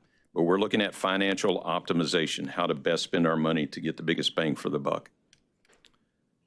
So some examples of prioritization, like I said, we could rank based on PCI condition. We also look at traffic classification. Of course, an arterial road, and that goes down into your high commerce areas of downtown. A higher volume road is going to carry a little bit more weight than maybe a lower volume residential street as far as the priority of how we're going to treat things. Surface types, majority of your network is asphalt. That's generally going to carry a little bit higher priority. That's also requiring more maintenance than concrete pavements do. The final part is the equity lens. We looked at this in the 21 analysis also, where we're running through looking at the FIPS districts within the latest census data and using that information to put a weight factor on there. So basically what that's meaning is we have several roads in the same category. We're going to look at the underprivileged neighborhoods to be able to treat those first and ensure that we're getting to those areas and not ignoring them. So as we move through optimization, here's the weighting factor. Like I said, the PCI condition is really a 70%. That's carrying the majority of it. It's telling us the condition. Traffic classification, the volumes is a 15% weight, and the equity lens is another 15% weight in that decision process. So when we go through and start looking at some of the results of how this program really works, I wanted to show you an example of a couple different conditions. So the road on the left there scored a PCI 64. According to our breakdown, what we're going to do is go through and put a cape seal on that project. It's going to cost $11.91 a square yard to do that work. The break point, if you were to go back and look at a previous table, at 60, we start doing a more expensive treatment. If you look in the picture on the right, that's a PCI 44 that falls into that mill and fill category. That is $29 a square yard. So the difference between those two treatments is $17.09 per square yard. We call that the cost of deferral. If I ignore that road on the left long enough, it's going to fall into that category on the right and cost me an additional $17 a yard. So if we look at that road on the left, being at a 64, that's in a critical range, meaning if we ignore it for another year or two, it is going to deteriorate into that much more expensive treatment. However, the road on the right at 44, excuse me, we've got a few years before that's going to deteriorate into a more costly treatment. So we could defer that a few more years. I know people want to see that road improve, but back to cost efficiency and financial optimization, it makes more sense to treat the road on the left before we get to the road on the right, because we have more time and it's a better use of our money. So that's just an example of why sometimes doing worst first is not the best option. So when we run our models, what we do is build several budget scenarios that we run through a 10-year analysis and look at the improvement we can do to your network based on certain amount spending annually. So the number on the bottom is the years of the analysis. The network PCI is on the Y. The different colors represent different budget amounts. So the bottom white lines would do nothing. If we didn't spend any money, how fast would your network deteriorate? What that represents. Then you start looking at the orange line. That is 20 million a year. You see we still deteriorate from our present condition. Move up to the next purple, it's 25. We get up to the blue of 30. Now we're finally starting to hold steady in our models of the condition of the network. If you want to spend more to go 35, now we can start seeing some improvement in the network condition. So I want to point out a few things here in the result tables that we came from our analysis. One thing I do want to point out, in the scenario, what we're labeling as a $25 million project really includes $5 million for inspections, programs, testing. You've got to have inspectors out there watching these projects. So there's costs associated. We recognize that in the budget. So we're really only spending $20 million on the street. But you'll see each year where we apply that treatment, what the ending PCI is for each year and how it builds up. So even at 25 million, we're still dropping that PCI slightly from where we are right now. The number I do want to point out is that far column on the right says ending backlog percentage. If you recall earlier, we were at 16% in the network. That number is significantly lower now. The reason for that, in our models, we took into account the additional money you started spending in 25. So back in 23 and 24, we were working on 15 million. We went up to, I believe it was 25 in 2025, and we took into account those projects that you're working in, spending that money, and you can already see the impact that is making on your backlog by reducing that significantly. Now the key is in this model, here's how can we keep that from growing back up? And you see at that 25 million level, that number is still starting to creep up when you get to the bottom there. Now look at the table on the bottom right. We've moved to a $35 million budget, and you can see we've stabilized that backlog. It's not growing. We're maintaining that. Our PCIs are climbing and going up. So these are the kind of numbers that we look through to try to determine how much money we think we need to spend annually to be able to keep this network growing. This is just a trend line from these scenarios that allows you to quickly look at the x-axis is the annual budget being spent. You can look at the blue trend line and go up and intersect and go over to the y-axis and see the network PCI result after 10 years. So the yellow line represents a steady state of 68, where we stand today. You follow that over to the blue line, we're probably about 27, 28 million to maintain that annually. So that concludes what I had. We're happy to answer any questions you've got. Go ahead, Councilmember Burris. Sorry. Thank you so much. Who knew asphalt could be so delightful to learn about?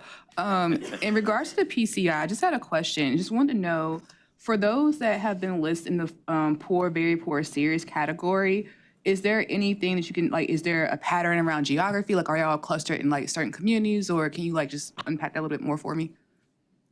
We can look at a map. We often study that. I have not seen any trends that would indicate that it's a geologic feature or soil conditions that's causing the biggest problems. I think it's pretty well dispersed. You might have a better feel, Clint, of where some of that's occurring.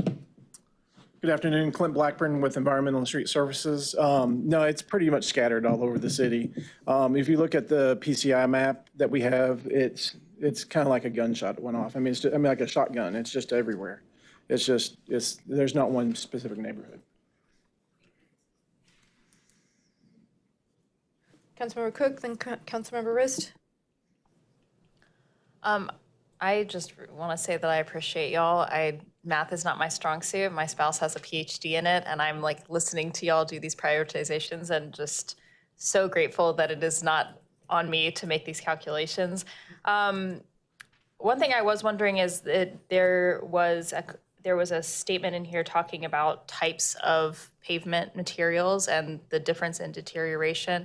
I'm assuming y'all are also putting that into the analysis on what to use, but I'm wondering if we know that asphalt is deteriorating more quickly, like, are we just using it in extenuating circumstances? Is that still our go-to? Like, what does that determination look like? To answer your question, yes, the deterioration rate for asphalt is much quicker than concrete. So on average, an asphalt's designed for 20 to 30 years. Concrete's expected to last 40 to 50 years.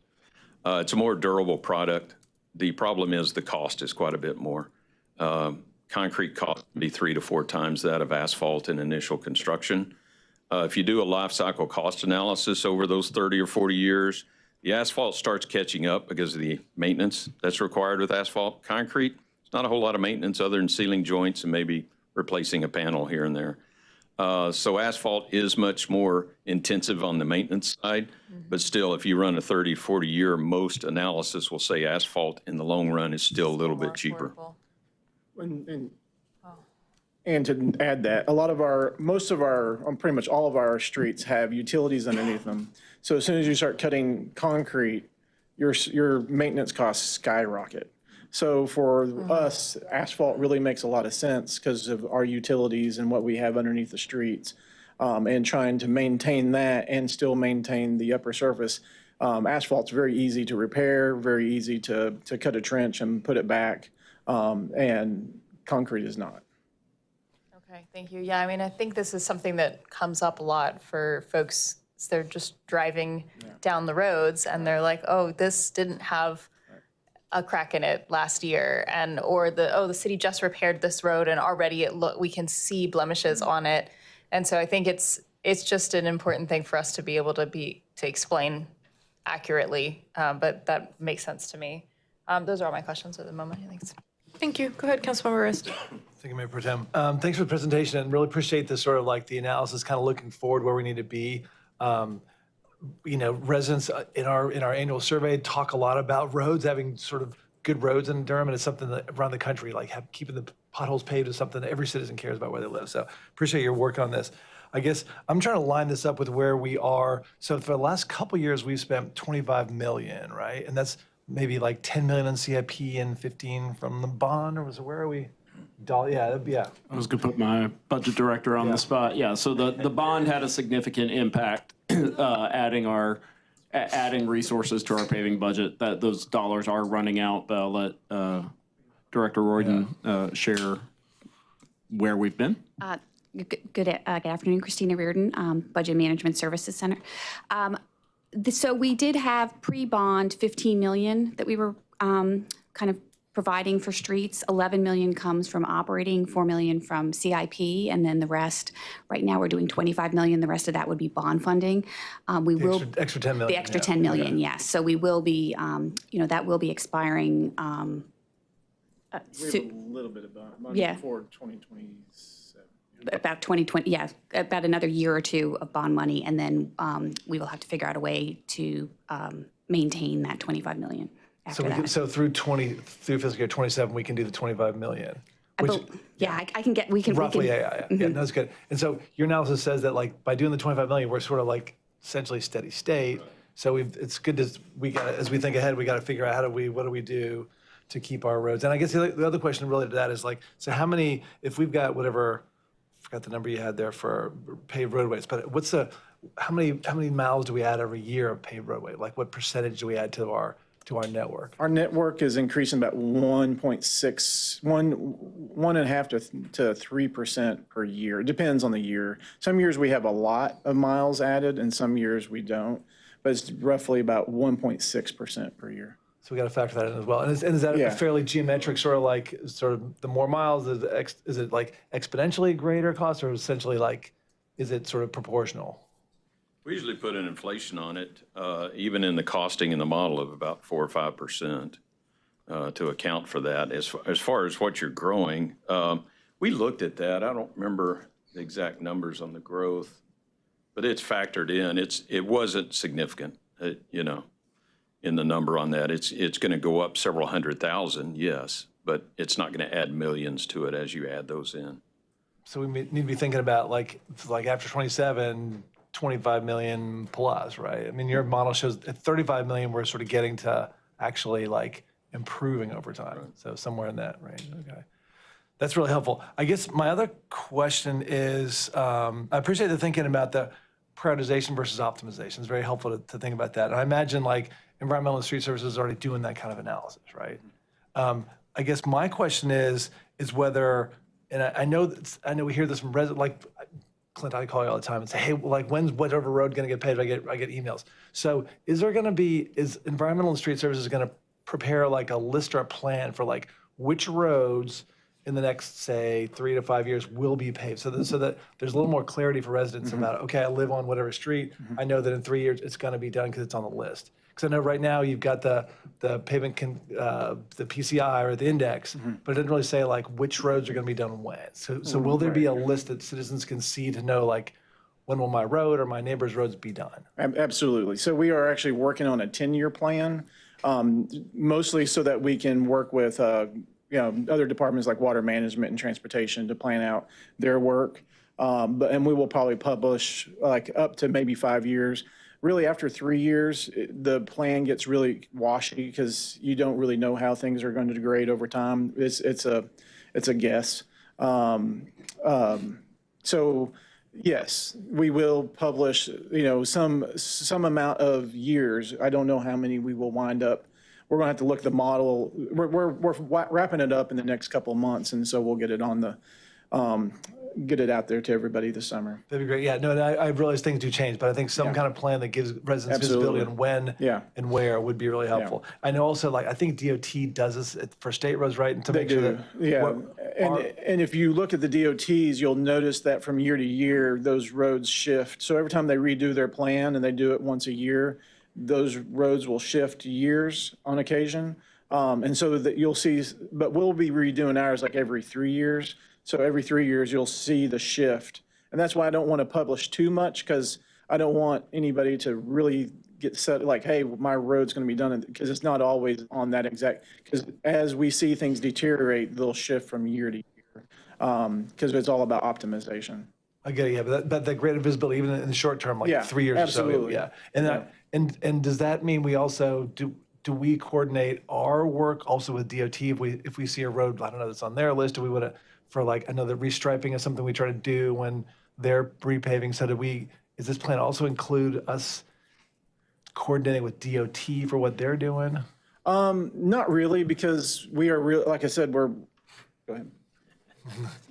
Hello again, Tasha Johnson. So transportation does coordinate with NCDOT for their striping work and trying to make use of those opportunities.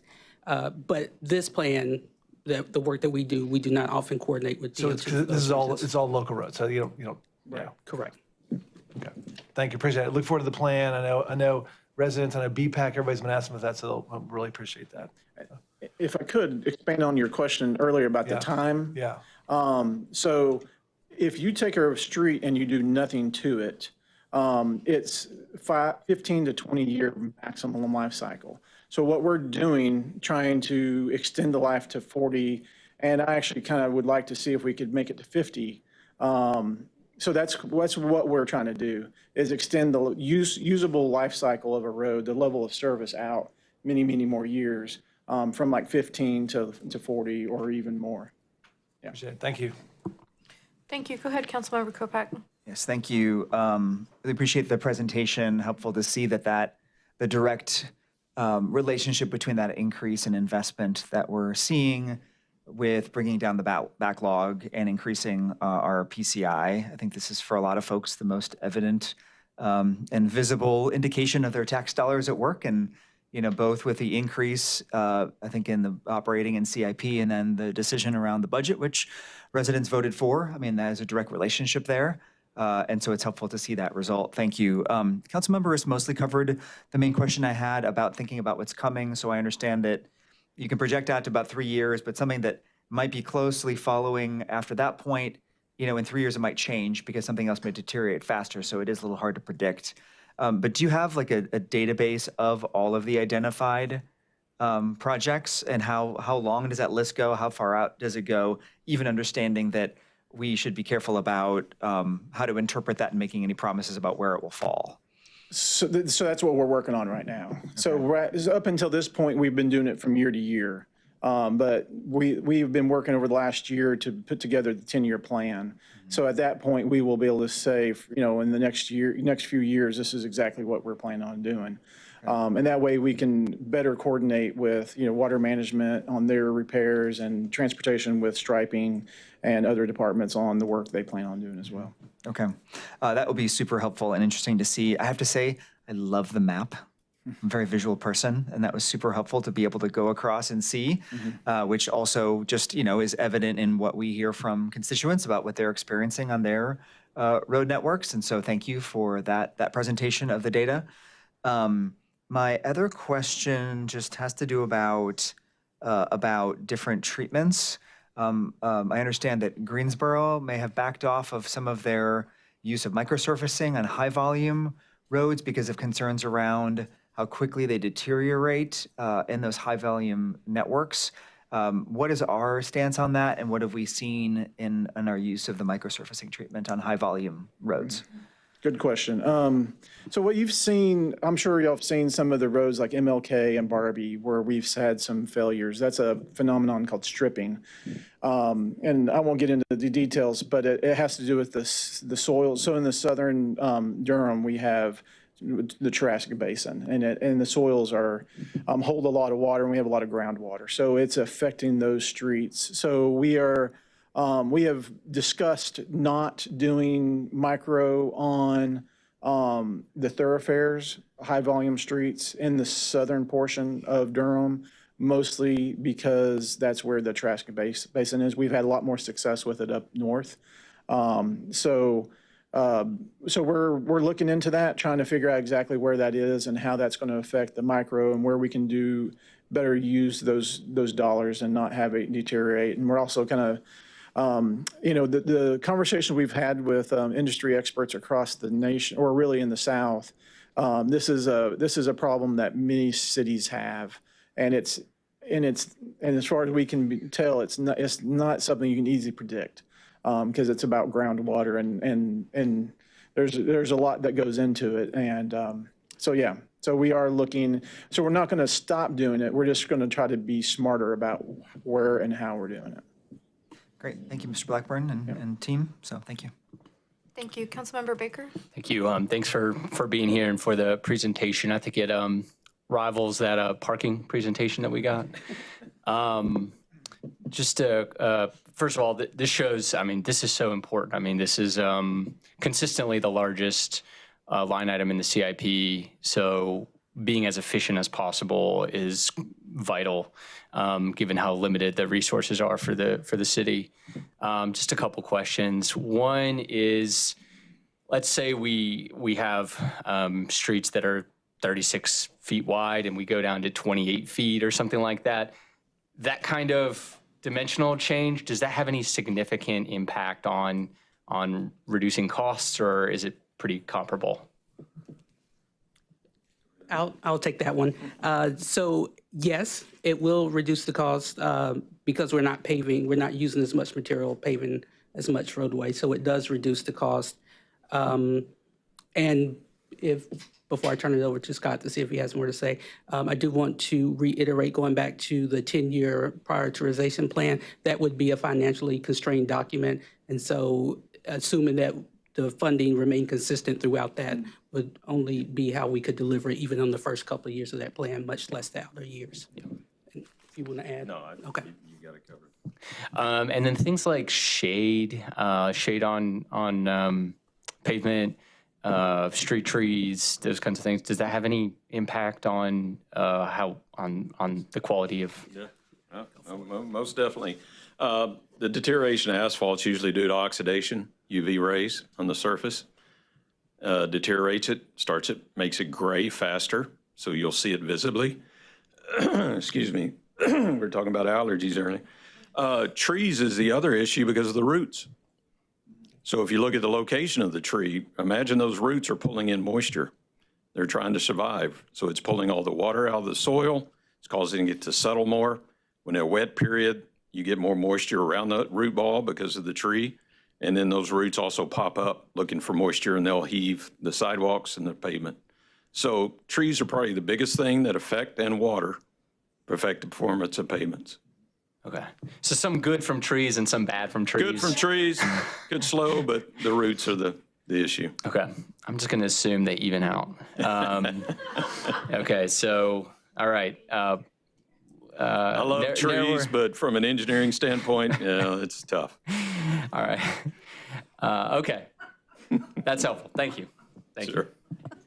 Go ahead, Council. Well, I just wanted to build on one of Councilmember Baker's questions about reducing the amount of street in the street, I guess.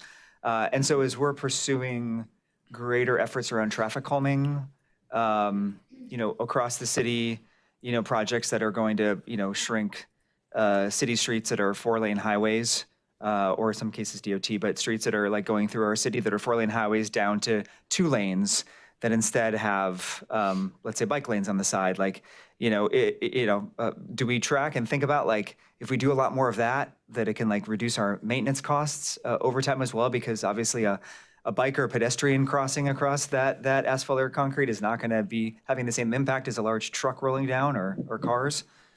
That's not influence our maintenance decisions. That's more of a safety. So that's more falls into our Vision Zero in transportation, some of the decisions they're making.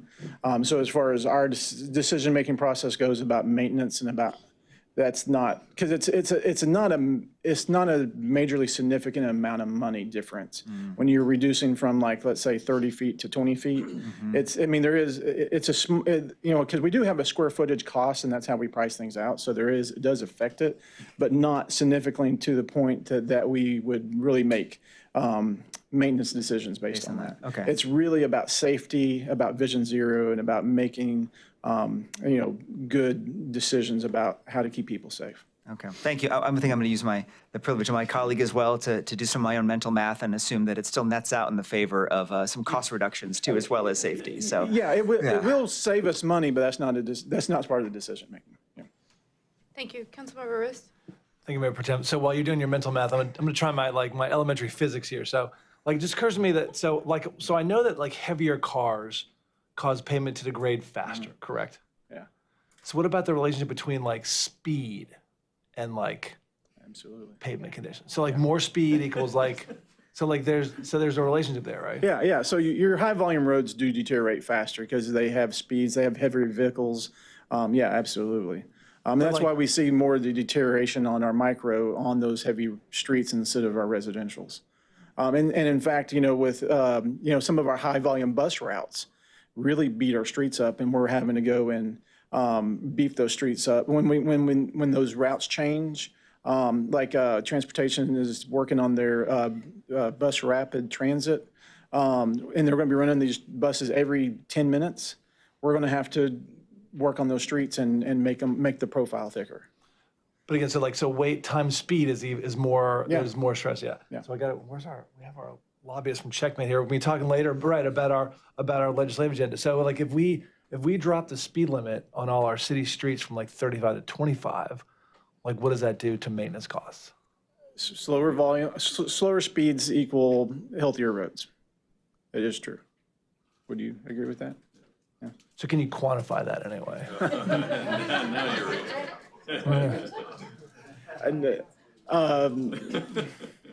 Maybe Scott could. I could not. I could not quantify that. No. Yeah. So it sounds there is a relationship. There's a relation. There is a relation. It's tough because you're looking at the load per axle if you want to get into the details of it and the speed. So there's a combination of a lot of factors. It's really more the vibrations due to speed, because if you hit a bump and that load is pounding, it's going to make a bigger difference. So that's good to know as we think about speed limits. Thank you. Thank you. Anyone else before we start to continue geeking out on pavement?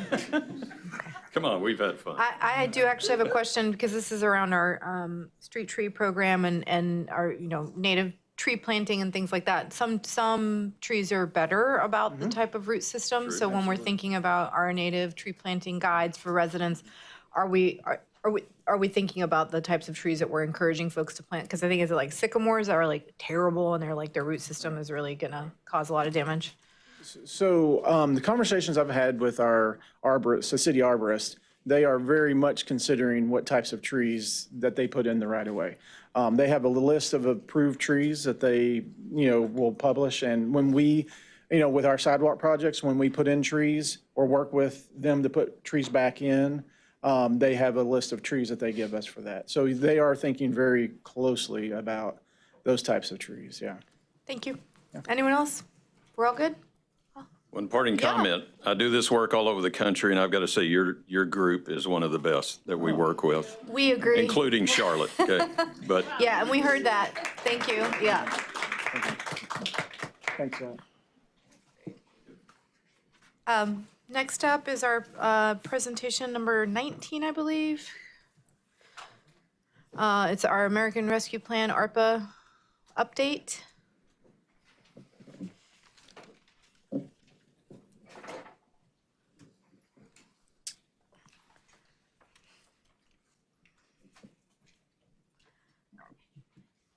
Good afternoon. Good afternoon. Mayor Pro Tem and members of City Council. I'm Bertha Wimbush, Deputy City Manager. I also have with me here for this presentation, Andrew Holland, Assistant Director of Budget and Management Services. With this work, we have had many partners, and you see some of those with us in the room today. You might wonder why they're still here. We are really excited about our partnership, and we've been working on this project since 2021. I want to bring attention to our theme, which is on our first slide.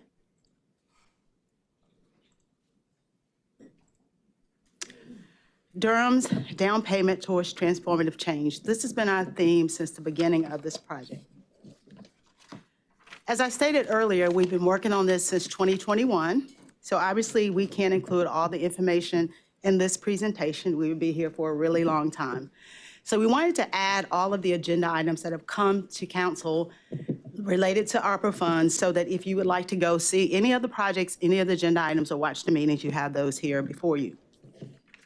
We've also presented many updates to City Council over the years, and those are included as well. We also have an ARPA website that we stood up at the beginning of the process, and all of our information is on that site, as well as all of our arrangements with our nonprofit organizations. We want to give a little background since this has been over the last 5 years. As a reminder, the American Rescue Plan provided $350 billion for state and local governments to respond to COVID-19. Durham County's allocation was $62.5 million, and the city of Durham received $52 million. We received the funds in 2 tranches over 1 year. Under the U.S. Treasury interim rules, there were eligible categories as listed here. It's really important to note that because the final rules, which were finalized in January 2022, effective April 2022, significantly broadened how the funds could be used by cities and counties. In particular, the revenue loss category, as well as adding affordable housing. As the budget director on March 18, 2024, I came before council and I proposed a process by which we spend these funds. We knew that we wanted this money to go out into the community, but first we wanted to think about looking internally. We had an internal process where we had committees internal that talked about things like revenue loss, economic development, and other areas in our organization that we could use the funds for in the eligible categories. We wanted City Council to also have a process by which they could prioritize proposals. But more importantly, we wanted to go out to the community. We wanted the community to help us decide, number one, which categories we want to focus on, the eligible categories, and also where we need to focus our dollars. We created a website, as I mentioned before, so that we could let the community know, one, that we have this funding coming to us, and two, what our process was going to be. So we started with community engagement. Externally, we had 2 community-wide events in partnership with Durham County, also North Carolina Central University, and also other organizations. We heard from hundreds of residents during this process. This was an exciting process because North Carolina Central University had already decided to have these events. And when we showed up to events and said we actually have real dollars, folks were really excited. And some of the comments we received was, you talk to us all the time, but you don't come with money. And this time we actually came with money. We also developed a survey so that residents who may not been able to attend the events could actually give us their feedback. Before the July 31st deadline, we received 80 proposals for funding. This is just the flyer that we used for the budget healing event. Again, this was in collaboration with Durham County and North Carolina Central University. And also we had our partner departments as well to help us facilitate those discussions. So our final applications for funding. Ultimately, 71 final applications of funding were submitted, reviewed, and scored by committees made up of residents as well as city staff. The applications totaled $136 million. Obviously, we did not have $136 million to allocate.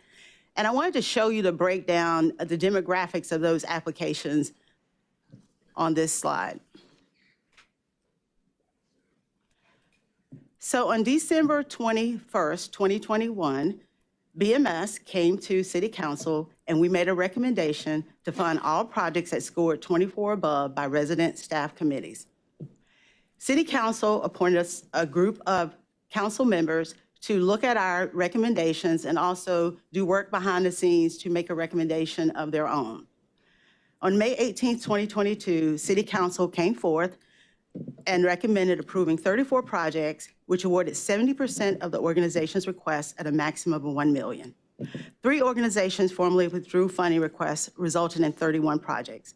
City Council also created a list of deferred proposals for joint city-county funding, and we also funded some of those projects at a later date. So here is a list of those proposals that were approved. This list was immediately posted on our website for residents to see.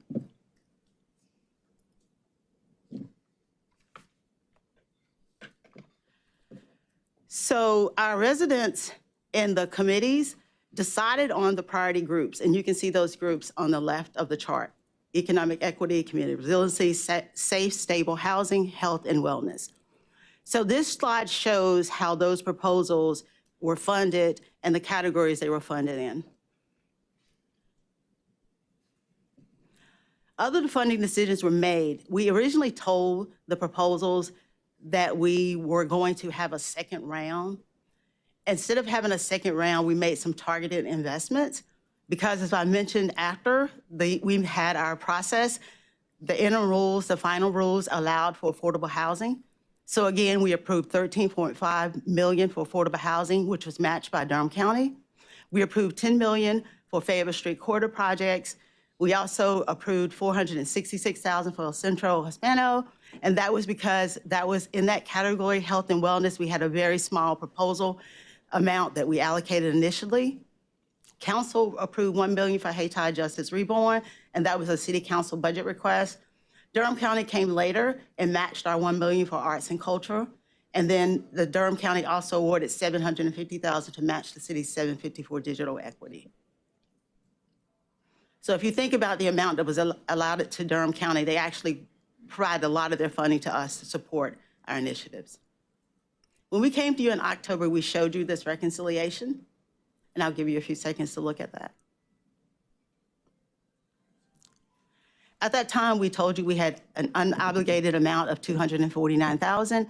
We proposed using that to support staff salaries. You all shared with us that you wanted that money to go back into the proposals and also provide any other funding requests related to the deferred items. So I'm going to turn it over to Andrew Holland.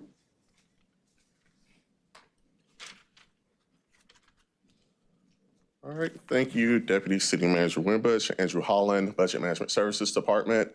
So I'm going to focus on the 34 approved organizations that we initially started with.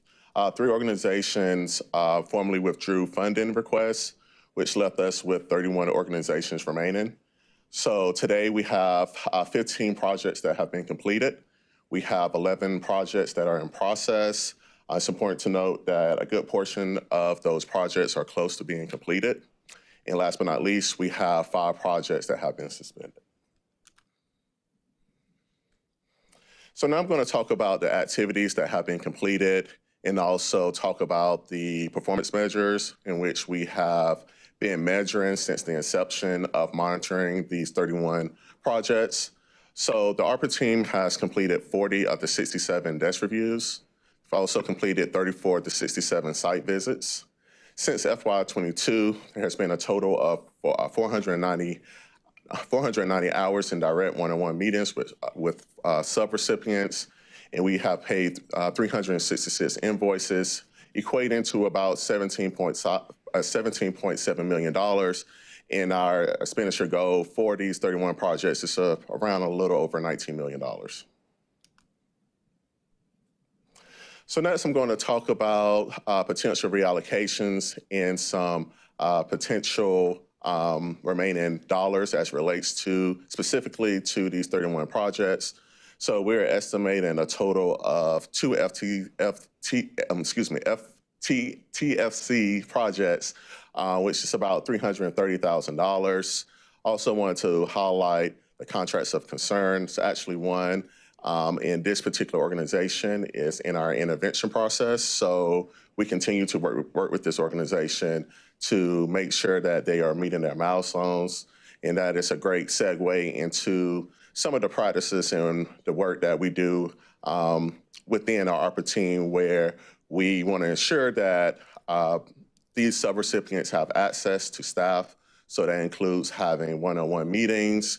Also, we want to ensure that we provide technical assistance to these subrecipients, and also we continue to conduct desk reviews, site visits, and we have our biweekly ARPA hours as well.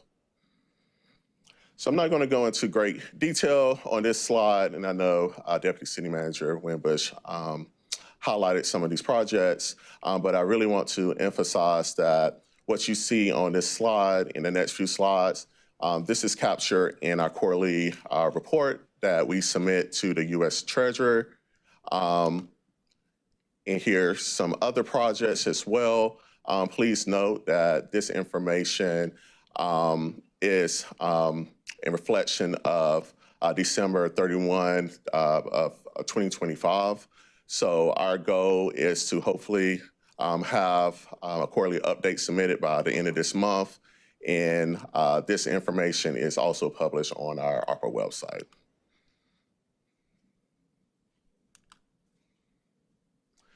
And as Deputy City Manager Winbush alluded to, this is how these 30 projects are, I guess, allocated into these 4 buckets of categories.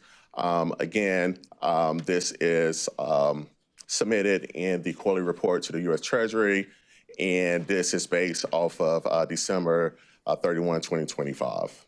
So next, I'm going to hand it off to Deputy City Manager Winbush. So here's where we are now. As close as we can get to the numbers of what we think we're going to spend, as well as what we think we're going to have available. We asked the Finance Department to actually project out our interest earnings through December 31st, 2026.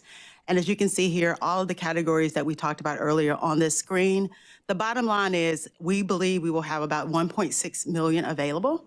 And we wanted to bring this to you now because as we are talking about the budget and budget priorities, we want you to know what we have available. And this is interest earnings. There is no timeline on these dollars. So they are available to support our budget, city council priorities, any other discussions you want to have about initiatives. And so this is where we are now, with the projected interest earnings, which again, I want to repeat that because those are projections out to December 31st, 2026. And we've allocated interest before for some of our projects, particularly DHA in the past, but we wanted to make sure since we have to spend all the funds by December 31st, we got as close to the number as possible. So another look at those numbers in a different way, showing the interest earnings total and also how much of interest earnings we have spent on projects. So if you have any questions about what we shared with you before, this is a good time to ask those questions. After that, we want to showcase some of our projects. Thank you. Oh, no, I was gonna see who had questions first. Okay, go ahead, Councilmember Burris. Thank you so much for this lovely report in April. Lovely. And also, but no, all seriousness, glad to see ARPA money at use again. I said earlier, when I toured Durham Tech, I got to see where the affordable housing dollars will be utilized at. So I'm really passionate about that. And I saw that there's a new banner up on the abandoned building on Fayetteville Street. So I guess $10 million is being utilized appropriately. My question about the suspended funds. Can you just tell us, like, that means basically, like, they were not in compliance, or, like, how are we defining that? Or they just, like, halted the process, or for the orgs? And it's back to the ones that slide, the 15 completed, 11 in process, and 5 projects suspended. So just wanted to, like, unpack the definition of how. Okay. We can give you details on those projects. Do you want to share that? Yeah. Yeah, there were a number of reasons, and each organization was different. It may be due to low levels of spending their funds, and again, there were a number of reasons, and we'll be happy to provide you with the reasons of suspending those contracts. Okay, and then so for the intervention phase, is that just only the one organization for the $768,000? Yes, there was another organization which they are transitioning out of the TFC because we've been working closely with them to make sure that they are at a level in which they can expend all of their funds by the deadline. Can you provide a definition of TFC? Yeah, termination of conveyance. Yeah, Madam Attorney, would you like to? Yeah, so basically it is where an organization has, reached a point where we feel as though that they may be at risk of not fulfilling, their obligation of their contract. So it is just best for us to work with that organization. Okay, go ahead. Yeah, I'm not an attorney. Okay. Hello, Carlos Hernandez with the City Attorney's Office. So TFC is not meant to be confused. Termination for convenience, not cause. So a lot of people get those confused. Termination for convenience is a contractual right that the city writes into the majority of its contracts to have the ability to exit a contract without any kind of cause. So it's not necessarily a negative, anything negative in terms of the party. It could be shifting priorities of the city, that we decided TFC a contract that no longer aligns with our strategies. It's for any reason. So seeing a TFC doesn't necessarily mean that the vendor did anything wrong, just to clarify. Now, in certain situations where we don't feel that it rises to the level of breach or default, but we aren't satisfied with maybe reporting or where the organization is managing the program, then that we could also use a TFC without having to go through the process of proving a default and a breach. And then, Andrew, not to put you in the hot seat, friend. Okay. So, and just to clarify for us, just to have it on record, so out of that 1.6 million that's available, that I know is going to have some clause out there after you just said that, is that 330K like factored into that amount already? Yes, it is. Okay. And then so someone magically, like, say, we hope this doesn't happen, but the org that has the 768,000, if they default, would that also go back to that pot of money as well? Correct. Okay. Because our ultimate goal is we do not want to send any money back to the federal government. And at what point, I guess in the timeline, would you know definitively if they're going to be successful, or if you guys are going to do like the Yeah, so we typically meet with the organization on a weekly basis. Okay. We were actually in conversation with the organization today. So we are accessible. We want to go and make sure that the organization is successful by any means necessary. But we understand that, challenges do come up. But as far as opera staff, we want to go and make sure that we're providing the best support that we can to that organization. Thank you so much, Andrew. It's always a pleasure to see you. Yeah, thanks. Thank you. Other colleagues? Anybody else? Do you have, okay, go ahead, Councilmember Rist. Thanks, Mayor Pro Tem. I guess my only question is so what kind of input do you need from the council? I mean, I appreciate the update, and all the work that's gone in the last 5 years, but Are there questions you have for the council? Any input you need from us? No, I believe Deputy City Manager Winbush, she made a recommendation in regards to the $1.6 million. So perhaps, City Manager, perhaps there can be conversations around that. Primary purpose of this was an update. Given the complexity of the program, given the significant number of dollars, and I think a certain amount of pride that we have that we were able to get these dollars out in the community, and very proud of the work that a number of departments did to make sure these dollars were deployed into our community, and for the most part spent very successfully. There was a timing factor and a informational factor to the presentation, as DCM Winbush indicated. There are some dollars, and I would very much love the flexibility to bring you a proposal in conjunction with the proposed budget that I'll bring forward in May, finding a place for that to support council priorities within the budget. But obviously, we wanted to be transparent about the fact that those dollars are available to the city, and it is at council's discretion how we allocate those. My recommendation is that we do that within the budget process this year. Thank you. Thank you. And I missed, those don't have the expiration date because they're interest dollars, correct? That's what was stated? That's I just want to make sure I Yes, that's understood correct. that. Thank you. Any other colleagues? Okay, I just want to say thank you. Sorry, did you have? Oh, yeah, you have more. Thank you. Sorry about that. No, you have the happy news now. You have all the good, like the amazing things that got done with this money. I just want to thank staff. This was a long, arduous process, and we did what we set out we were going to do. We put a lot of money back out into community at a very trying time. So thank you. Yep, thank you. And I will be very brief with the pictures. This was an event that took place August 22nd. This was the 100 Book Hub event, and this was an event that was spearheaded by Book Harvest. And as you can see, we have a couple of council members in the picture, Councilmember Riss and Councilmember Javier. Lee Farm Park, right, if I recall? That's right, absolutely, correct. This is Forward Justice, in which they held the Seed to Supper event, Farm to Fort Mitzer, and this was held December 5th. And also wanted to highlight another event, and this was centered around health and wellness. For Justice, they held another event on December 6th, and this event was actually held at WG Pearson.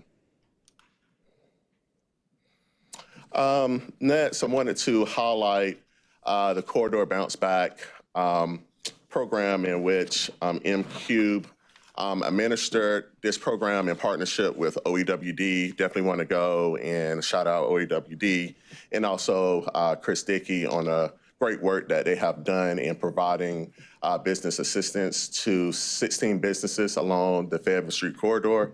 So if you look at the photo to the left, this is a business along the corridor, Luster and Beauty Bar. This is a beauty salon, and actually the ARPA team and we actually did a site visit at this particular location several weeks ago, and they used the ARPA dollars to purchase a new chair, new mirror, and also some other equipment. And if you look to the far right, this is a photo of Rhythm and Brews. This is in the Phoenix Square complex. This particular business used the ARPA funds to purchase new lights, new ceiling, and also a new refrigerator and freezer.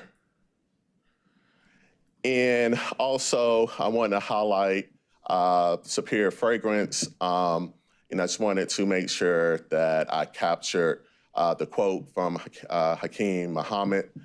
He quotes, "Much appreciation. My hat goes off to the Fayetteville Business Corridor Renovations Project headed by Tanya Taylor of Durham City and their consultant, Anthony Taylor. I want to give you all much deserve and thank you and congratulate you on a job well done. The renovation project of the property located at Superior Fragrance was extraordinary. So definitely wanted to spotlight that. And I also wanted to spotlight our great digital inclusion division, which is in our new Community Partnerships and Engagement Department. They are working in partnership with Durham County and getting out free Wi-Fi. So, you know, they have distributed 650 MiFis, and they have provided these two participants since September 2025. So definitely want to go and shout out the Digital and Equity Inclusion team. And last but not least, Youth by Youth. This was a showcase, a youth showcase. It was specifically the Future Founders. This is where students delivered their business pitches and completed for scholarships, money, and all of the students were recognized with a certificate. I believe there was a $5,000 scholarship. This particular contract project was led and administered by Echo Systems. And that is it. Any questions? I wanted to add one other reminder. We have some of these small projects, but they were meaningful to the businesses. But remember, we actually allocated $27 million to affordable housing, $1.5 million to DHA. Other projects that you don't see here, not necessarily projects, but a large part of those funds went to really large projects. But we highlight our small partners here who were really impacted significantly by, you know, small amounts of dollars in some cases. Thank you. Thank you so much. Said this earlier, but I'll just add, I think Durham can and should be very proud, and this council and its predecessors can be very proud for the unique approach that Durham took towards ARPA funding. It was, there were a lot of municipal governments who did not push the money out into the community the way that Durham did.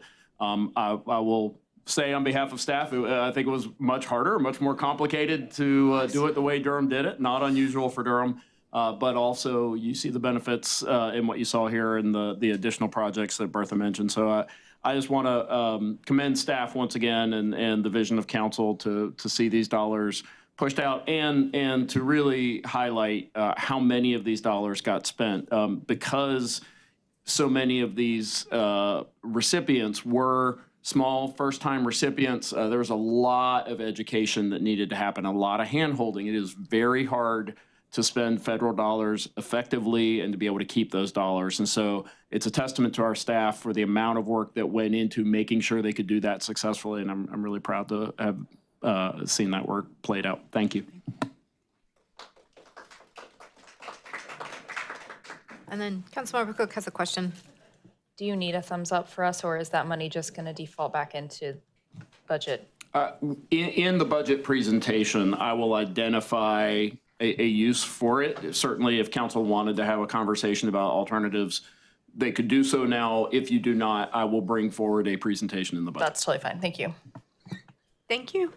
Our last presentation. Sorry.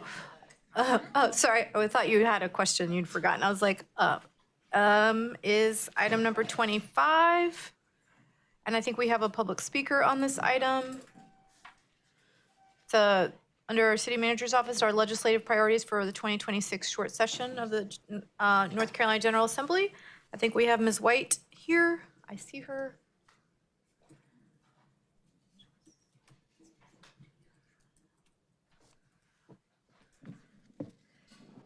Good afternoon, Ms. White. Thank you for being with us. You have 3 minutes. Good afternoon. My name is Thelma Glenn White. I am Mayor Pro Tem and City Council members.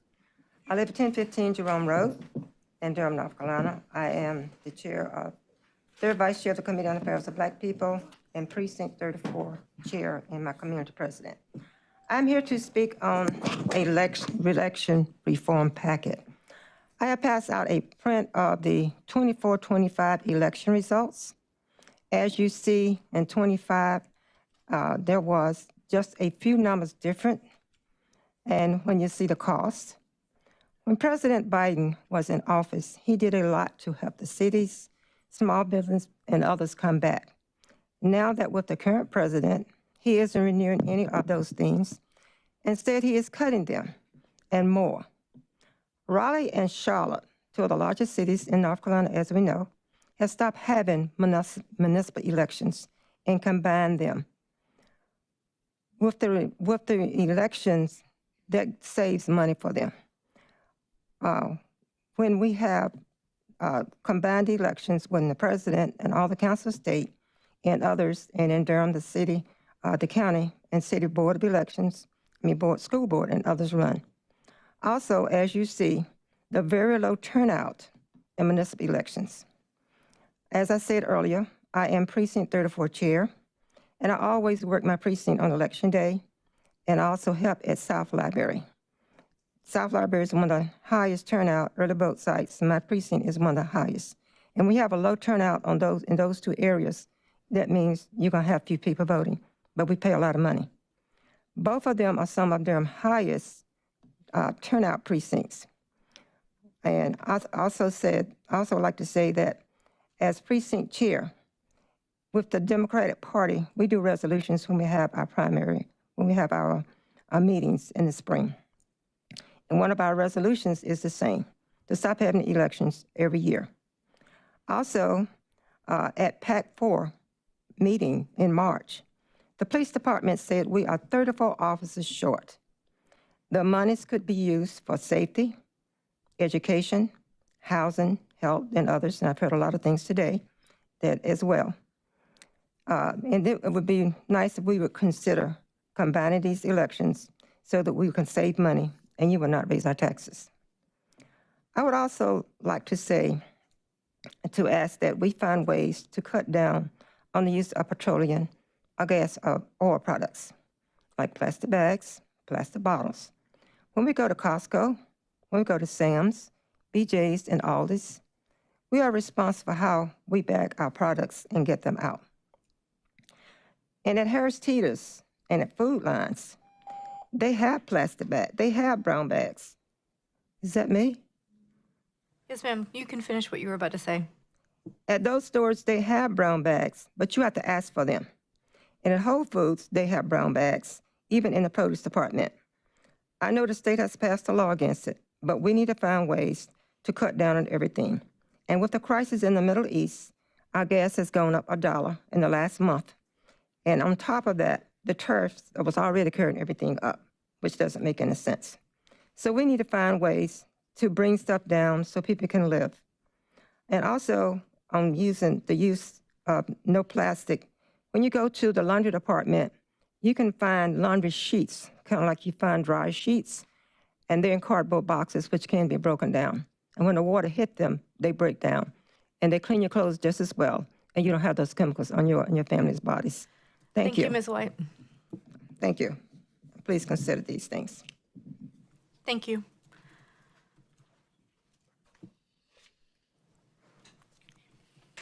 Good afternoon, Mayor Pro Tem. Good afternoon. Members of City Council, City Manager, staff. My name is Carmisha Wallace. I am the Assistant City Manager, and I am here to discuss our legislative priorities for the upcoming short session of the North Carolina General Assembly.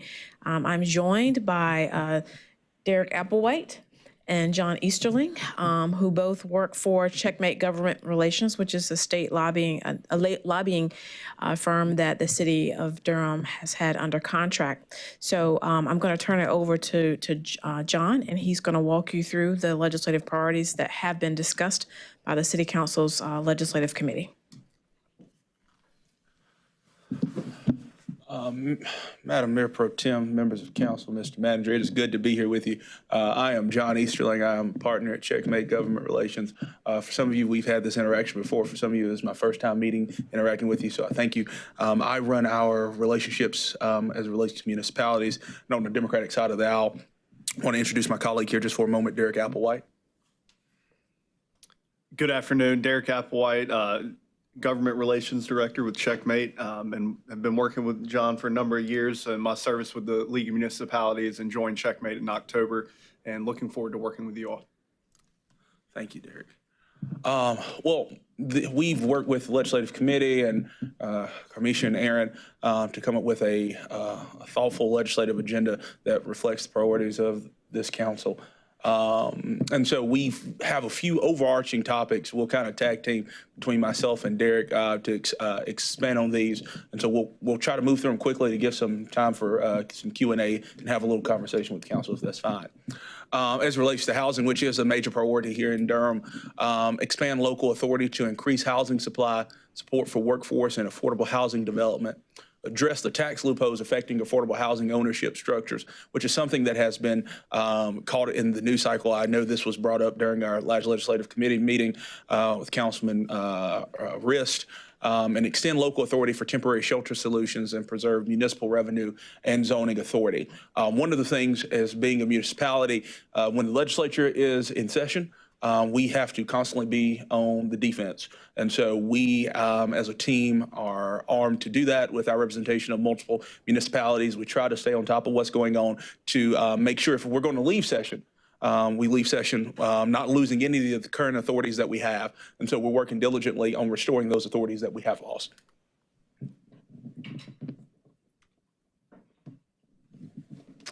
Derek.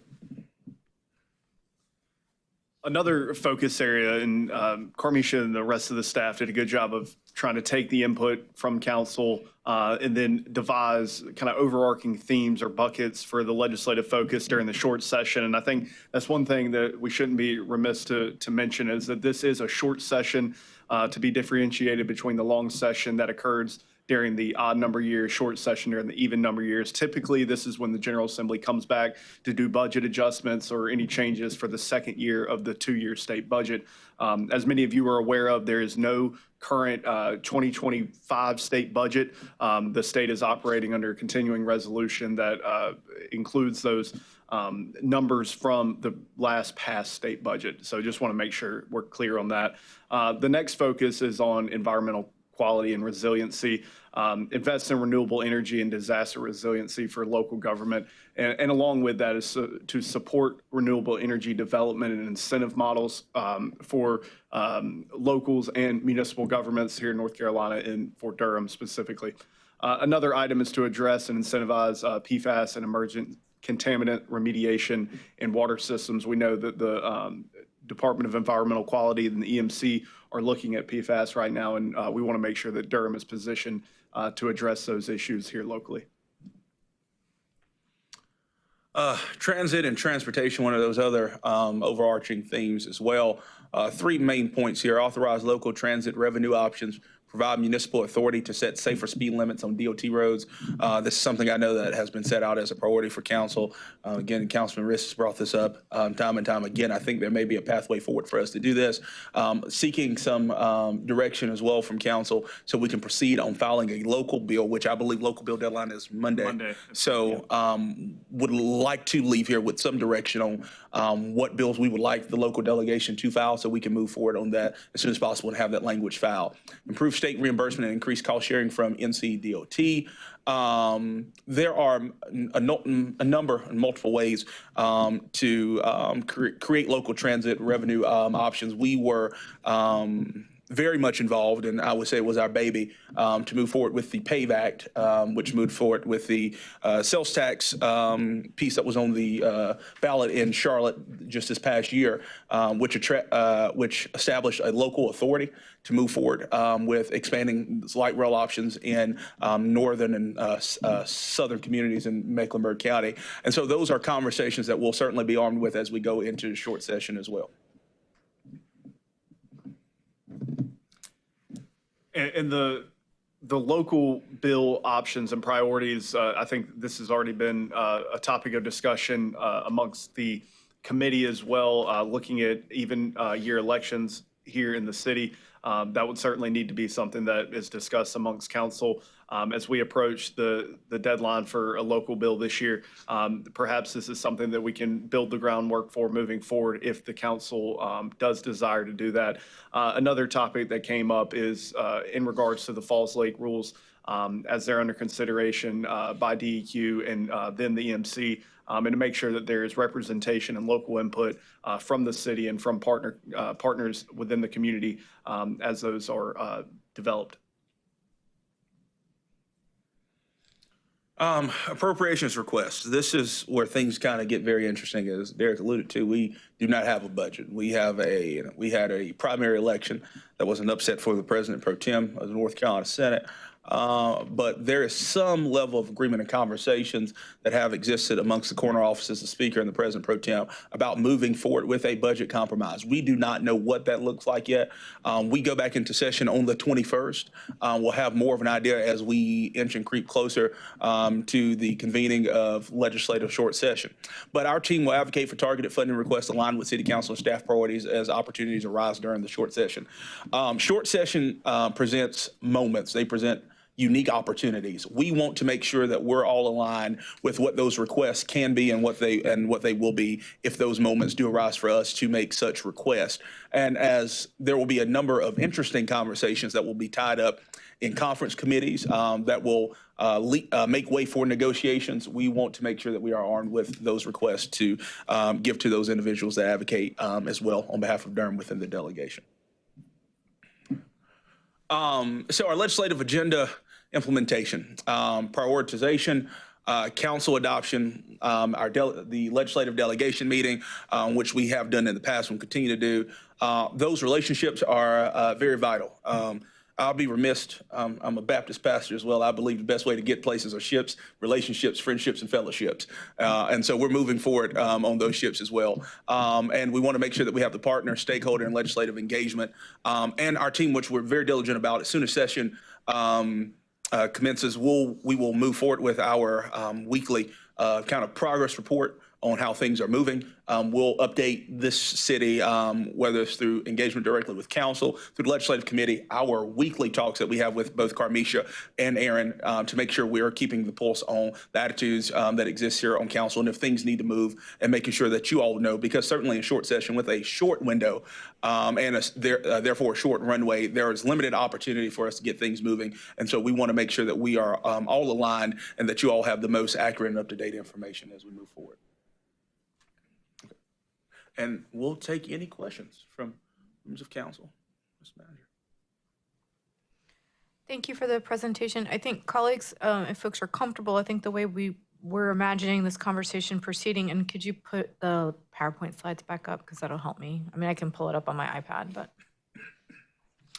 I think the idea is that we want to prioritize one with just large buckets, right? So those headers, is that the right way forward? Is there anything we want to add that is not currently there? And is there anything that we want to take off that really there's just not consensus on council? But we do want to leave today's meeting with that idea. We will do a formal adoption. It will be on our agenda at our next meeting. And then I do want to just let folks know is the reason we hired our lobbyists is that they are going to be our path forward. So even if we prioritize something today, that doesn't mean anything other than if there's an opportunity, they will inform us of that, and we will move forward on that item. Again, the short session is really a different strategy than the long session. That was something that was very clear to us during our legislative committee, I think, last week. And at this moment, the only thing really on the table as far as sponsorship for our delegation is the speed limit bill. The other kind of spaces are around kind of advocacy and opportunities. Councilmember Kopak, I saw your hand up. Yes, thank you, Mayor Pro Tem. So the ones that I have on my mind are, first of all, the speed limit issue, which it sounds like that could be a local bill that would be filed. So my understanding is that part of this process, we would just need to decide as a council if that would move forward.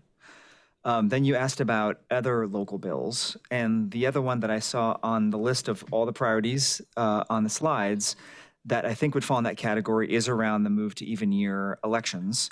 I just wanted to dig more into your comment, Derek, about what the path forward could be on that if it was the will of the council, given the short timetable, and what steps would need to be taken there. And then the third is I'd like to talk about the renewable energy bucket, but I'll wait to get your feedback on the first two first. So. Sure. I think And it's my understanding that the council has moved forward with the request of a local bill on the change for speed limits on municipal or on DOT roads within the city previously. So I think that that's something that the legislative delegation is aware of, that we can move relatively quickly on, and could pursue opportunities that arise throughout the session. Well, it's helpful to also just, as we learn into this, to be on the same page about the process too. So my understanding is that was the one item where there was consensus among the legislative committee, which does then make it a majority of the council. And I also will just say that I'll give a thumbs up on that, even if I don't need to. But I appreciate the work of the legislative committee to come to consensus on that issue for a local bill. But I just feel like it's useful here for others of us to voice support or not support for it too. But is that where I understand that's at in terms of the process? There was consensus at the legislative committee, but if there was, I mean, we wanted the opportunity to really have the full council weigh in. And so that was a decision that the legislative committee made, was that we wanted it to be fully discussed with the full council. And so if there were, real adamant like no's, I think then we need to have a conversation about that. I'm not seeing anybody being like, no. So I think that in that case, okay, go ahead, Councilmember Burris. Thank you. And John, now that you said pastor, it makes complete sense how you were like kind of talking. But under no circumstance will I ever support moving our municipal elections to an even year. I have worked in electoral politics for a very long time. I have worked in the state level and did large programming. When you make the ballot longer, it kind of like materializes to voter suppression. And so I'll be concerned about how that would impact. Now it goes to the cost, but I haven't been presenting anything outside of something without. Yeah. And so that's where I'm going to be at. And I've been opposed to that for a very long time, and I'll never be in a situation where I support that. Thank you, Councilmember Burris. We're just talking about the speed limit one right now. Well, I just wanted to be, No, that's fine. So specifically on the speed limit, local legislation, which was I'm sorry, yeah, just on the speed limit one, it didn't seem like there was any real disagreement there. So, and I'm seeing head nods yes. So that one can move forward. Go ahead, Councilmember Burris. Just to clarify, so it's not 25 on state roads. It's 25 on all roads across the city, right? Correct. So, and I'll allow Aaron to weigh in on the difference between those two. Good afternoon, Abram with the Durham City Attorney's Office. So currently we have the authority to change municipal roads, so any roads that the city operates, and we could do that by ordinance, and we'd have to put a sign out on each of those roads to make that speed limit enforceable. In order to change the entire city, which would include NCDOT roads, we would need some sort of legislative action by the General Assembly. Correct, because otherwise the default is 35, right? So yes. It's because I think Derek said it was on state roads, so it's like it's on all the roads. Yes, it would be. It would be on anything in the within the city limits, which would include the NCDOT roads, which we currently do not have the authority to make changes to NCDOT speed limits. But on municipal roads, city roads that the city of Durham operates, we do have the authority to reduce or increase the speed limits currently under state law. But we'd have to post it. That's the thing. Yes, we do have to this would post allow it. us to reduce it. The default would be 25 overall, and we wouldn't have to post on every road. Right. You wouldn't have to post everywhere. It would be those larger green signs when you're coming into the municipality. It says what the speed limits are. If you're familiar with those, it would be that type of sign that this legislation would allow. Thank you. So I think on that one, we're good. That one will move forward. I think the other two opportunities around local bills for this session that we did talk about pretty extensively at our legislative committee was around the Falls Lake rules and the even year elections. And I think where we left it was that not necessarily pursuing a local bill, but if there were opportunities to have conversations, to participate, if there was another community that was potentially asking for things around their elections, that we were interested in that opportunity. That's where we left it at legislative committee. I don't know, Councilmember Rist or Cook, if you wanted to share anything else, but that's kind of how we left that conversation. I don't know, Councilmember Rist, if you want to talk a little bit about the Falls Lake rules, because that is important, and we do need to have a strategy around that. So on falls, like I think we did talk about that briefly at the meeting. I don't think there's no specific request at this point. It's just that we want to maintain maximum flexibility as we go forward with the rules readoption process in the falls, that we have the ability to do whatever sort of is in the best interest of the city, but also work potentially with other communities who have similar challenges in their watershed. So yeah, so I think that's just, so no specific request, but just want to maintain that ability to do that. So do folks feel comfortable with that item and that strategy on that one? Yep, okay. And then the last one, and Councilmember Burris, your discomfort was heard. Is there any conversations we want to have on even year elections and where folks are? Again, it's not necessarily a local bill, it's just if there's opportunity, other communities are starting to move their elections to even years. And so if there are conversations happening, our lobbyists would kind of just let us know. And if we want to, again, strategically join those conversations. Councilmember Cook. Thank you. Yes, so we talked about this at the legislative meeting, and just for clarification, our decision at the legislative meeting was to come with no suggestions for the whole council. We wanted to have everything in front of the council to discuss without any necessarily. Yes, well, yeah, I think actually all of them was what we decided, even though we were all in agreement on the speed limit one. I voiced this at the legislative meeting. I'm going to just reinstate that this is the lowest of my priorities, and pretty severe equity concerns with it. I know we had talked about potentially putting it on the ballot, so I do think there's some ways to make it feel a little bit more palatable to me in this moment, but yeah, political power and sway, potential bills that are coming through, especially in a short session. This is going to be like the last of the priorities for me. So I'm down on this one, as I said before, and I think across the board on this, as it was another person's like very first priority. It feels like we've sort of like ranked at both top for me. We've been talking a lot about political power. I'm really conscientious about what our look is. Oh, mine is just not talking. It's dying. Well, let's just assume that was like the most beautiful speech you've ever heard. I did get a long email. I got a long voicemail on my message on my phone about my use of the word like and not speaking well enough in public. So anyway, let's just assume that was perfect. But yes, I think that this is, I'm very concerned about our political standing and power. And I think I want to be really conscientious and intentional about how we use it, even if it is just in support of other bills and municipalities that are moving forward. I think we have a lot of pretty major priorities listed throughout this that I would support above this one. So I don't know what to do with this. It's just on. See it? Oh, okay. Great. Thank you, Councilmember Cook. Go ahead, Councilmember Kopak. Yeah, thank you. So glad to see this one on the list of issues under consideration. I think in terms of any, well, first of all, like I'll echo that, I would, trust and want to follow the recommendations of our advisors in this area around, is mine too? Okay. I'll try and lean in, see if that helps, but otherwise, we'll get the other mic. Councilmember. Sure, why not? Share the wealth. Okay. Oh gosh, knocking everything over here. Been a mess today. All right. Oh, and this is permanently on, so we can just pass it around.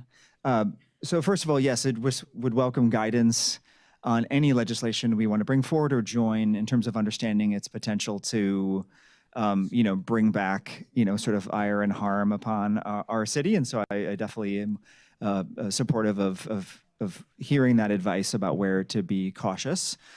In terms of this or any suggestions around electoral reform, I always think it's really critical to analyze it. And so I want to know what the steps would be for the city to look into the issue of even years.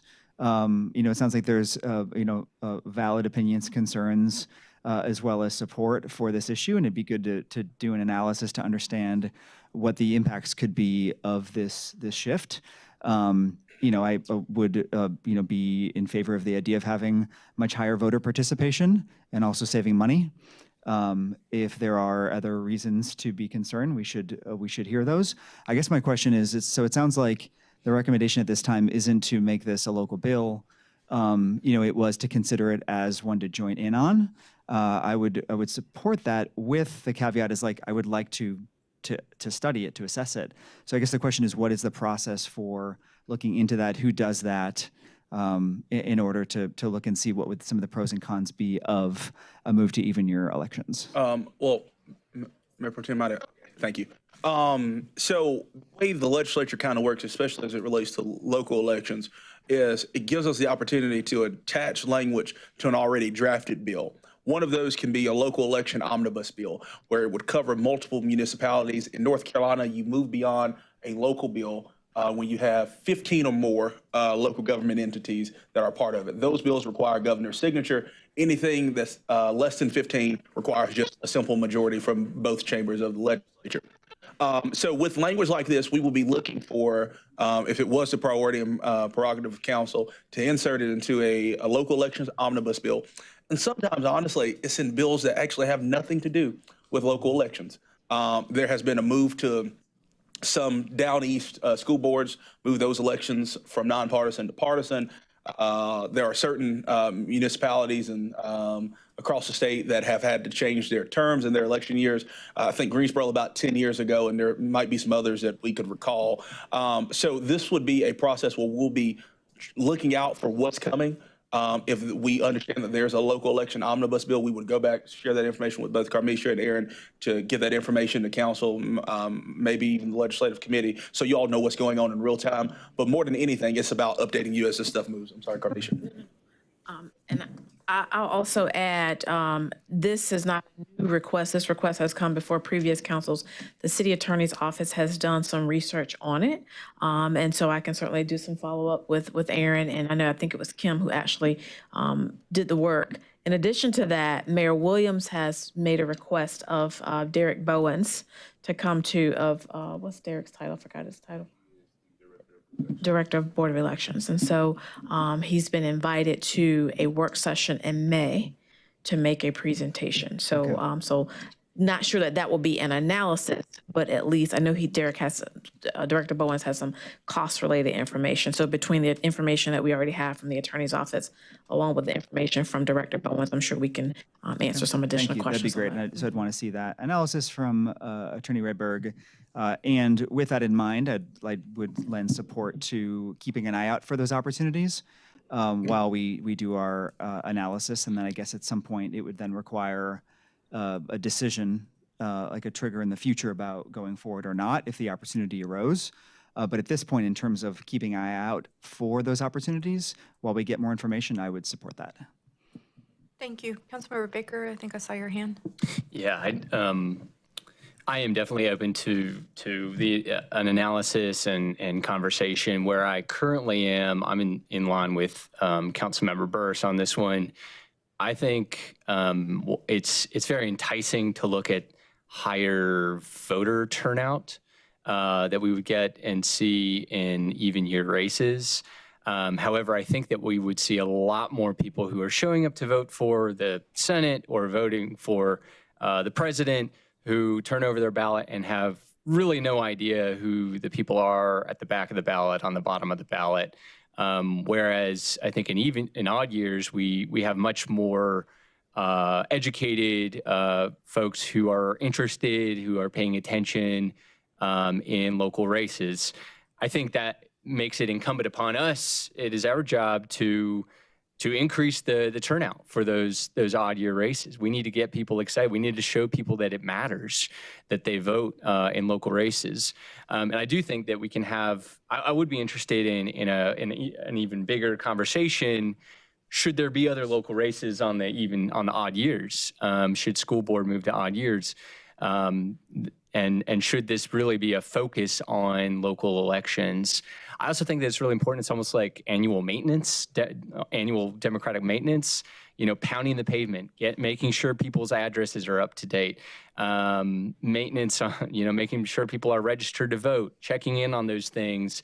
I think there's a lot of benefit to doing that year after year. I also think that it opens us up to, we get to be advocates in even year races. We all get to be kind of on the same page. We find our differences here, but we get to be on the same page for the most part in, with some exceptions on even year races. We get to get out there and advocate for the people who we know will be advocating for Durham in those even year races. And so I think that that is another really important reason. So for all those reasons, I support keeping our local race during the odd years, but I'm definitely open to some conversations about how we can make it better and make it work better for the residents of Durham. Is there anyone else? Councilmember Rist, and then I have a couple comments.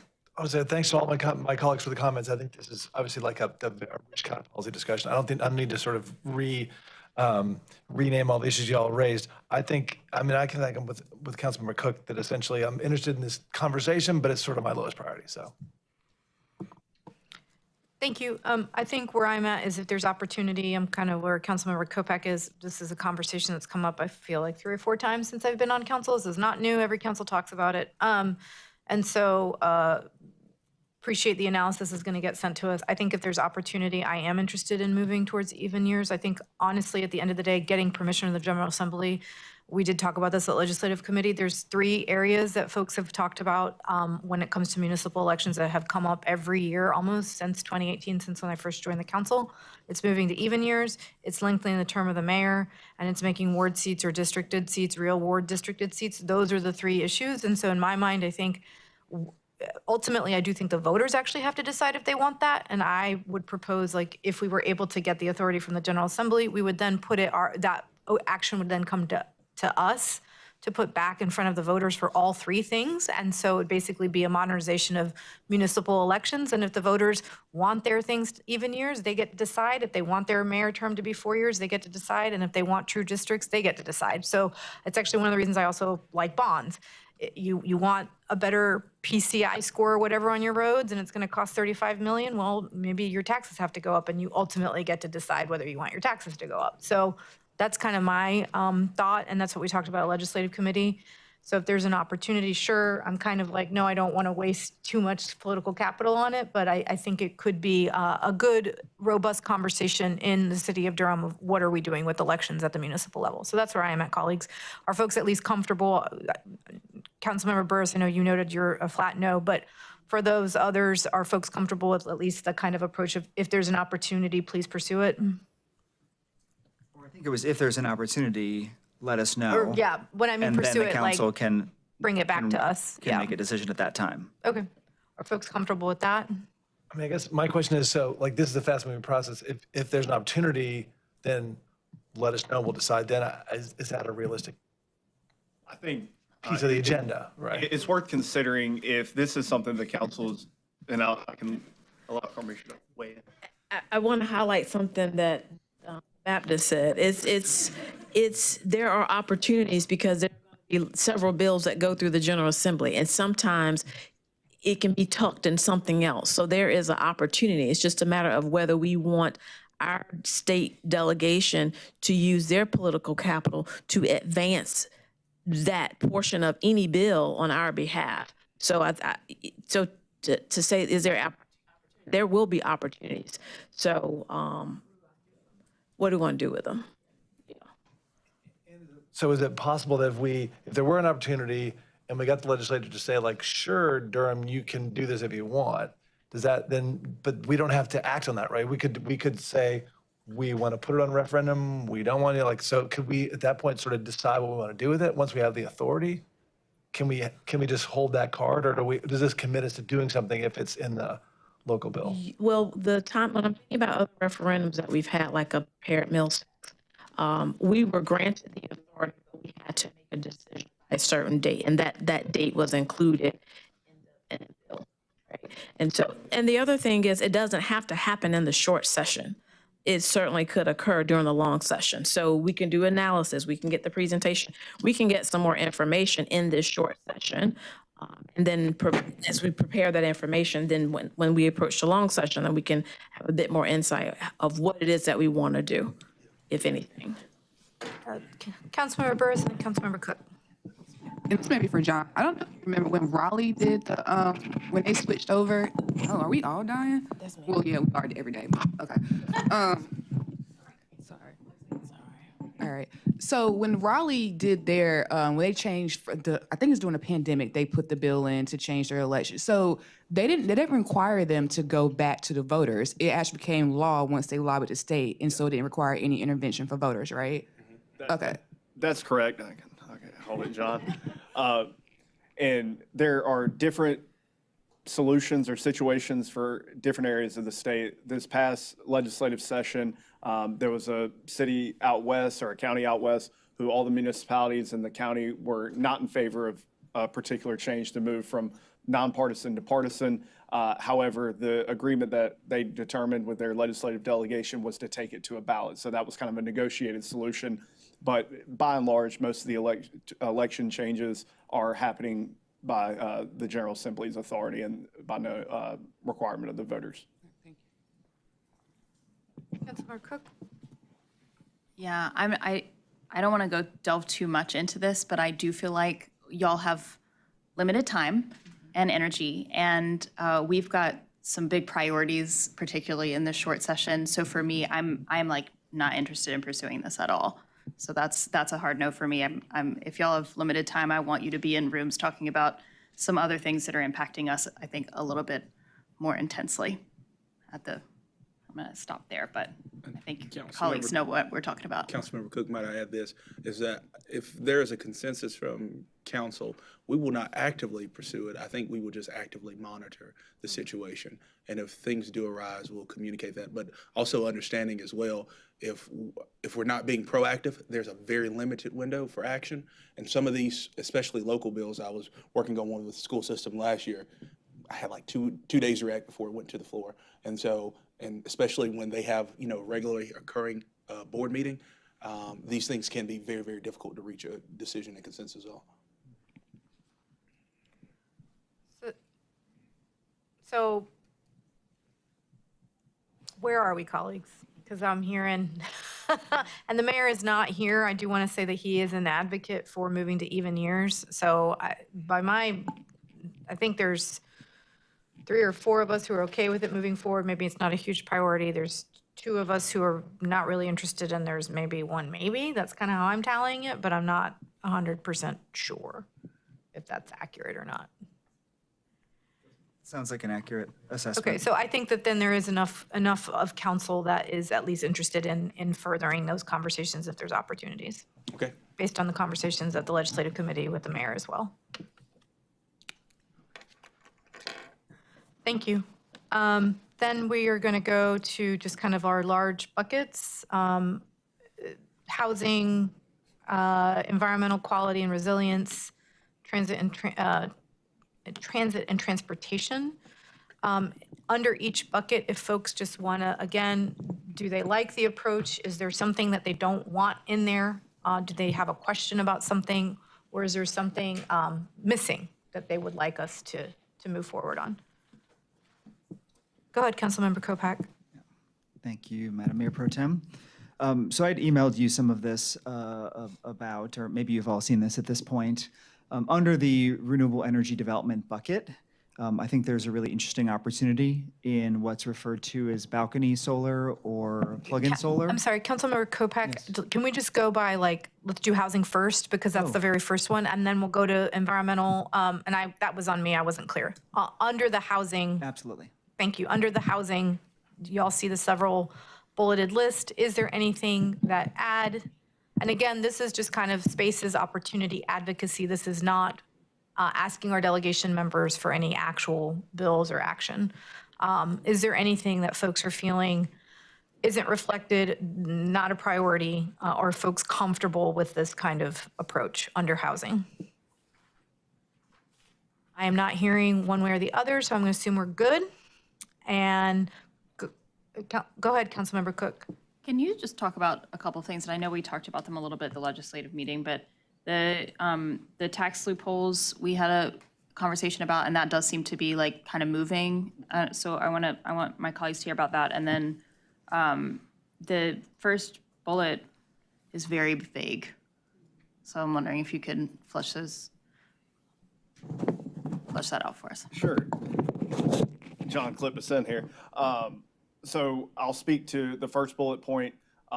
Right now, there are a number of opportunities at the General Assembly related to housing supply, whether it's related to zoning reform or incentive-based programs. I think last session, there were nearly 30 bills filed, some of which are still eligible to move forward during the short session. So we want to make sure that we are representing the desires of council to find opportunities to help Durham increase housing supply and to provide any sort of, whether it be financial or otherwise, opportunities within the city to do just that. So we tried to make sure that we represented the desires of council in a way that was fairly broad, I'll admit. But if there are any specifics that come up throughout session, we'll flag those for you. And then I have my notes here for the nonprofit affordable housing tax loophole. Currently, many nonprofit housing developments qualify for exemption under the general charitable property tax statute. And there is a loophole that was exposed through a court case a few years ago that's had a pretty drastic impact on the amount of property tax revenue that has come in to cities and counties. Effectively, for-profit developers are adding one seat to their board, reclassifying their project as a nonprofit project, and then not meeting the requirements for low or moderate income affordable housing for that project. So the proposal right now in the House Select Committee on Property Tax Reform would be to close that loophole, kind of create a new affordable renter property tax statute within the general statutes, and make some other minor adjustments to kind of close up that loophole. Thank you. Yeah, I wanted to catch everybody up on that because I do think that one is potential. Oh, sorry. That's okay. Oh, I don't know where this comes from. Sorry. Wasn't used to the cord. The committee also asked the city attorney's office to do some research into other states that may have similar provisions. And I had Brenda Neal assist me with that research. And looking at other states, in the states that we looked at, we did not find any states that have a similar loophole that North Carolina does. The only state that we that had something in the hopper was Virginia, where they're looking at, currently they do not, it has to be 100% nonprofit ownership, but there is a bill that's being proposed currently in this session in Virginia that looks at changing the ownership structure to allow both a nonprofit and for-profit to share ownership in a way similar to North Carolina. However, the nonprofit has to have majority controlling interest of the entity. So I just wanted to share that. That was a request of the committee that we do that research. Go ahead, Councilmember Cook, and then I think I saw Councilmember Baker's hand, and then Councilmember Rist. Thank you. So thank you for that background. I am good with most of these. I do want to be specific that it's for the first point of like increasing housing supply, that specifically I'm looking at methods of increasing affordable housing supply, and also in methods of ensuring that the housing supply is actually utilized.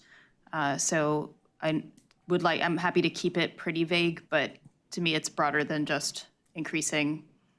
I don't need more tools to incentivize more vacant market rate housing, for example. So I think, Councilmember Cook, one of the main items that came up during last year's legislative discussion and the previous session was the issue of ADUs, accessory dwelling units. And so as we talk about increasing housing supply, that is one of the main ways that the legislature has looked at. It's been a very contentious issue, and so that's something that we'll continuously monitor as well. Thank you, and I know that doesn't necessarily impact Durham because we've done that, but I think it's still a good opportunity to pay attention to those conversations. Councilmember Baker, go ahead. Yeah, same kind of question as Councilmember Cook. I'm not quite sure I understand the first bullet point, but I definitely support the second one. The third, I support all the other bullet points. I think they are very straightforward, make a lot of sense. Again, I'm not sure I understand the first one, but if it is kind of leaning toward what the second bullet point is, then yeah, support that. Thank you. Councilmember Rist. I just wanted to also, again, back to the tax loophole and just confirm. So when you said, and we talked about this at the at the session. I'm trying to recall. Right. So when you say close the loopholes, say more about what that means, because I know that as we talked about here, we did at least one of these projects in Durham, Pearson Flats, right, which was 100% affordable, no city subsidy, well though with the tax credit. So is closing that mean just kind of tightening up the ownership structure or eliminating that possibility? It's to tighten up the ownership structure, right? Right, and there are, in the way that the bill is structured right now, it would still aim to support maintain government-supported projects, so long as there's affordability targets that are met, and I think it's specified in the bill for at least 15 years. So the aim of the intent of the legislation is to make sure that affordable projects can continue, but to make sure that for-profit developers are not just using the loophole to avoid paying taxes. Like a shell kind of thing, where there's like a 1%. Okay, that's great. Thanks. Thank you. I have did you have your hand up? Did it? No? Okay. No? Okay. With that piece, it's because also the ownership threshold is so low. Are there also just discussions of like increasing the threshold, but not necessarily like getting rid of private? Because I think in some cases it's not a terrible idea to have private companies doing some of this. It does take the burden off government in some, like to Councilmember Rist's point. We didn't have to subsidize anything with city dollars on that project, so it's a good tool. It's just kind of being abused. So I guess that's where I'm trying to, I don't want to say, no, you can't have anything, but I think it's like 1%. They only have to have like 1% in the stake of a company or something very low, and that seems deeply unfair. Yeah, it's 0.01%. Yeah, like that's a shell game, come on, y'all. But you know, okay, you put 15% in or whatever. So I just want to have a better understanding of the legislation that's already been introduced. And we can share some insight onto the bill as it's currently drafted. And we expect the House Select Committee on Property Tax Reform is going to meet again next Wednesday at 10 a.m. And they're going to review all these proposals and have mentioned that they aim to take a vote to vote these out of the committee. So there may be changes between now and then. And so you'll flag for us. Okay, yes, perfect. So other than the questions asked, are folks generally okay with the housing bucket? Okay, so we're going to move on to the next one, environmental. Oh, sorry, go ahead, Councilmember. I don't need to belabor this point, but this conversation's so sad. I mean, the Overton window is so tiny. I know everyone probably agrees with this. I think I just needed to say it out loud. Like, the things that we're talking about here are just not at all addressing our core needs. And I think everyone agrees with that, but I just wanted to say it out loud. We know where we are. We know where we live. Thank you. Under environmental quality and resilience, Councilmember Kopak, I think you had an item. Yes, thank you. And this sort of gets at the question of the state of where we are, trying to identify items that align with our values as a city, that that can potentially move, right? Because they've shown evidence of having support in the state and other places, and that there's like a practical way to pursue it too, because there's like, real legislation being discussed. And so that's a framework I tried to bring in mind to get a little bit more specific about the renewable energy development. And so first of all, I'll say, the idea is specifically around what's called balcony or plug-in solar. These are smaller modules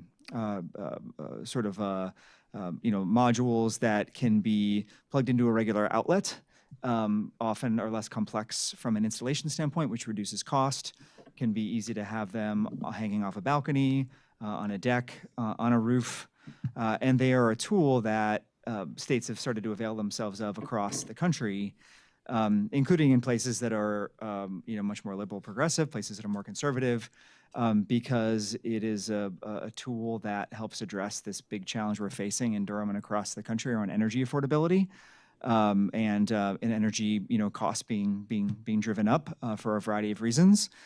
And it's particularly been shown to be beneficial for folks who are renters, who otherwise wouldn't be doing an installation on the place that they live, and also that would be something that's bigger scale, it's smaller, and can be a bit more DIY in places too. So I've heard that there are actually discussions about this being potentially included in a bill around zero export solar that's been discussed. I want to be careful about trying to lend support to all the parts of a bill that I don't know might be in it for now. And I've heard from the environmental community that there are some concerns about things that might get put into a broader piece of legislation. But I think in terms of something that's very tactical, something that helps address issues that we care about, something that has an actual chance of making it through and that there's a vehicle that could do it, this seems like it has a lot of benefit. And so I wanted to put it forth to my colleague as something more specific. I'm not recommending it as something that Durham would take the lead on, but something that we work with, where we have relationships where it may be moving to signal support for it, as long as that support will help the bill and not hurt it with Durham's role, speaking in support of it. So I wonder if folks have any questions about that or. Thank you, Councilmember Kopak. Anyone have any questions or suggestions? I'm personally comfortable with adding it to the point that you made, Councilmember Kopak. Just again, the general approach of advocacy, if there's opportunity, knowing that we're not going to take the lead on it, but I'm not sure we're okay. I've got one thumbs up. Okay, we're good. Thank you. We're good on environmental quality and resilience. Does anyone else have any questions on that approach? Carmisha, Ms. Wallace, do you have? No, we're good? Okay. Under transit and transportation, anyone have anything? Takeaway, add, conversation, discussion? Yes, ma'am. Go ahead, Councilmember Burris. Can we just explain to me the authorization of local transit revenue options? Like, what does that entail? For since the passing of the PAVE Act in Mecklenburg County this past year, by a referendum on the ballot, it authorized additional 1 cent on the dollar sales tax for, I believe it's 60% for transportation funding, 40% for transit funding, aimed at expanding light rail services across Mecklenburg County and beyond. That authorization has been mentioned by members in the General Assembly as an option that could go to other communities across the state and other counties across the state. Mecklenburg County has a transit authority at this point of, I believe it's 27 members. So certainly something in Durham may not be as large. However, the involvement from every layer of government in Mecklenburg County and business groups, business alliance, help usher that across the finish line. And I think once we see some value proposition from that, there may be some opportunity to replicate that across the state. So could be an option for you all. Thank you for that explanation. Does anyone have any other further questions? Conversation? Are we good with this bucket? Yep. Okay. I'm seeing alignment, and then we already talked about the other things. So I think. Oh, go ahead, Councilmember Rist. Just one other question. This didn't come up at the legislative committee meeting, but I also wonder, like in the past, there've been, there'll be the General Assembly will propose, preempting this or that, all kinds of things. So in terms of like defensive posture, like what happens if there's a bill that comes up to preempt, I don't know, like school lunches or whatever, summer youth jobs, something crazy like so. Will you let us know if there's something that comes up that could preempt something we do in Durham that have no idea, just so we know these things are happening? And can you help us if something like that comes up? Yeah, as I told you, we're trying to be proactive, but mostly representing municipalities puts us at a defensive posture. I also got to commend Erin Miles, because on every call she's going to ask me about 20 or 30 bills that she's monitoring for the city of Durham and making sure that, hey, we've got this program in Durham. I need to make sure it doesn't affect us. So I promise you that we are proactive on that engagement. Go ahead, Councilmember Baker. Have you all worked at all with municipalities on tax increment financing? Because I know that enabling legislation in North Carolina, if it even exists, is very clunky in this state. And I'm wondering, we've used synthetic TIFs, but I'm not sure if we have all the enabling legislation that we could have that other states have for tax increment financing. We do not. And I think that in bygone eras of the General Assembly and legislators that have come and gone, there was a reason at the time for why they did not want that to be an option in North Carolina. There are several notable examples across the state and across the country where that did not play out well. Not to say that there would be any issue moving forward, but I think it's a bit of a hangover on past policy decisions, and that's why it's not been approached here recently. We're good? Okay. Did you, go ahead. Was just conversations about TIF surface from time to time, especially I know League of Municipalities has talked about it. There is legislation in the state, but as our consultants advised, there's a bit of a bad taste in the mouth of the General Assembly. But to their point, I think if council has a particular concept in mind or process, I would certainly bring it to us. We will work with our advisors to determine, if there are red flags or possibilities to move forward. My personal opinion is I know TIF has been used very effectively across the country in a lot of situations, and there's a lot of frustration in the state that it does not have the reputation in the state that it has around the rest of the country as a fairly bread and butter economic development tool and infrastructure funding source. Yeah, I mean, we can't get state income tax. We can't do a lot of things with finding revenue. And so this is kind of a trick for getting some revenue around redevelopment projects. Of course, it can be used very well. It can also be used very poorly. I am interested in adding that tool to the toolbox. Go ahead, Councilmember Burris. I'll say that one. So appreciate you raising the issue. Not a fan of TIFs. So for the work I've done historically around incentive reform around economic development, it's a tool that's been abused as well. So I would have some serious questions. I'm not a big fan. Thank you.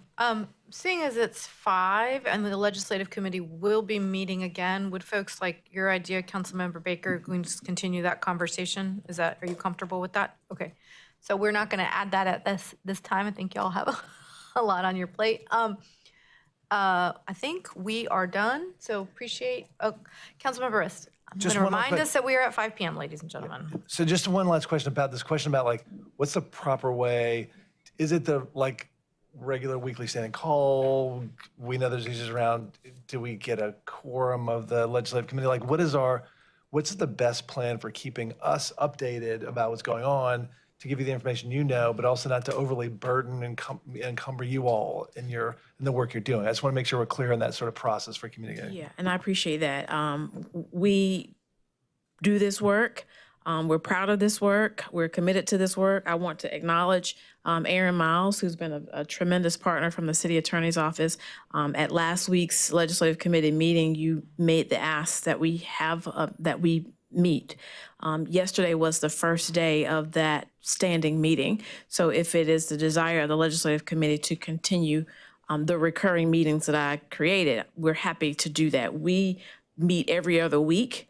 And then once the General Assembly goes into session, we will be meeting every week. That's just the standing time. We communicate on a regular. So it's totally up to the council and legislative committee how you'd like to be informed. If the weekly meetings do not work, then we can certainly communicate, try to be mindful about what we put in writing, full disclosure. So it's just a matter of what works best. So if you want to do something different, certainly let us know. Thank you. I think if folks are comfortable right now, we do have that standing meeting. I think we should just stick to that for now and see how it goes, and then maybe change tactics if we need to. Councilmember Cook, you have a question on that, and then Councilmember Burris, you had something, right? If Attorney Miles wants to speak to this or someone else, but I think that the standing meeting as it is now is a bit complicated with noticing. And so I think we're trying to maybe find a workaround from that. Okay, got it. So that's because I did not attend on Wednesday because I was like, oh, maybe there's no quorum now. Yes. So we will have to notice those meetings, and we likely will have to move them to a Zoom platform to allow for public participation. We did mention that at the meeting yesterday. And moving forward, if the meetings do continue, we will have to notice them. They'll get added to, I believe, the weekly calendar that identifies the public meeting, and then we have Seems onerous. Okay, so yes. I think why don't we, I I mean, last year I would just bother Carmisha a lot. I bother Ms. Wallace a lot. So that was just how I got up to speed on what was happening. I understand that everyone has limited time, but maybe since that, I agree with you, Councilmember Cook. I don't think that that's the right approach. So let's. Go ahead. Go ahead. So go ahead. So sorry. isn't there a tool, like a legislative tracking tool that we can all, I don't know if the city currently has one, but they do make the tools to where you can follow certain bills of interest and you get like an immediate update on those bills. So I want to know if we have access to it, or if there are any recommendations for a tool that we utilize to monitor the bills of interest in the state legislature. Absolutely. We use it. It's from the School of Government, the Legislative Research Division, and there's also one that the League of Municipalities has that we use that as well. So like maybe it can be a mix of things, like some study a little bit when monitor some of those bills, so you won't have to meet or try to notice every week, but utilize the tools that currently exist to kind of monitor and track those bills as well. Thank you, Councilmember Burris. Okay. Hold on. What is there something that you want to say? Checkmate has a distributional list, and we can add you all to that distributional list. Okay, thank you. Okay. Councilmember Burris and Councilmember Cook. Right. I think we're trying to sort of find the sort of like the balance between something onerous with like having to notice it all the time. That didn't seem to work. And I think the thought what we talked about in the legislative committee was just having the time, whether we needed it or not. But then there was a question yesterday about like, well, who makes that call? So I'm trying to find something in the middle where, because if we're just individually following stuff, that doesn't mean we're as a council at least, a quorum or majority of us having conversations about stuff. So if big things come up, I think we need a way that we can quickly get together. Trying to find, organize a call on the fly is always hard. And so, like, is there something in the middle we can do? Thank you, Councilmember Cook. And then I'm going to go ahead and because some of us are on legislative, and that's really a conversation for legislative committee. I don't want to keep all of us here past the time that we're at. So, Councilmember Cook, this is the last comment on that, and then we're going to move on. Thank you. I don't really need to make one, but just saying that Councilmember Riss and I have talked about it. I still in favor of keeping the time frame, just not having a regular standing meeting, and then leaving it up to if someone on the legislative committee or if our consultants feel like it's important, given our priorities that we just voted on today, that we need to have a meeting, that gets told to us and then just goes ahead and gets noticed for that time and assumes that we will all be there. We just hold the time. Yes. Okay, But I so- think we might need to work on the time, and that's totally fine. Okay, so we're going to we have got some something, a hold on our calendars. We're going to move forward. We're going to have a process, and we're getting a distribution list. Okay, thank you. I'm ready to settle, or colleagues, we're going to. So just Go ahead. just so that you all are aware, I shared this with the legislative committees. The next step in the process is for me to communicate with our delegation. I heard one local bill request. So this is not a new request for them, so this shouldn't be problematic. The next thing is to schedule the legislative breakfast. I have been communicating with your administrative coordinator for weeks to identify your availability. Identify Wednesdays in the month of April. There is no Wednesday in the month of April that all of you are available. So I have shared dates with our delegation. I'm waiting to hear back from them, but that is the next step in the process. But I will move forward with at least making them aware of this one local bill request. Thank you so Thank much, you. Ms. Wallace. Go And ahead. I'd love to be there, but I'd prioritize the legislative committee being available since it's y'all's role, but Yeah, we should. We all want to be there for legislative. So what is the date we're looking at? We're not going to do that now. We're going to talk to our admin coordinators, who are our very amazing folks who help us not drive other staff crazy and coordinate ourselves. Thank you. Settling the agenda, Manager Ferguson. Thank you, Mayor Pro Tem, council members. Appreciate a good meeting today. So to settle the agenda, we have on consent items 2 through 18 and item 25. And on GBA public hearing, items 21 through 24. Thank you. Could I get a motion to settle the agenda? So moved. Second. Have a motion and a second. All in favor? Aye. Any opposed? Okay, I think that is all the business in front of us today. We are adjourned at 5:07.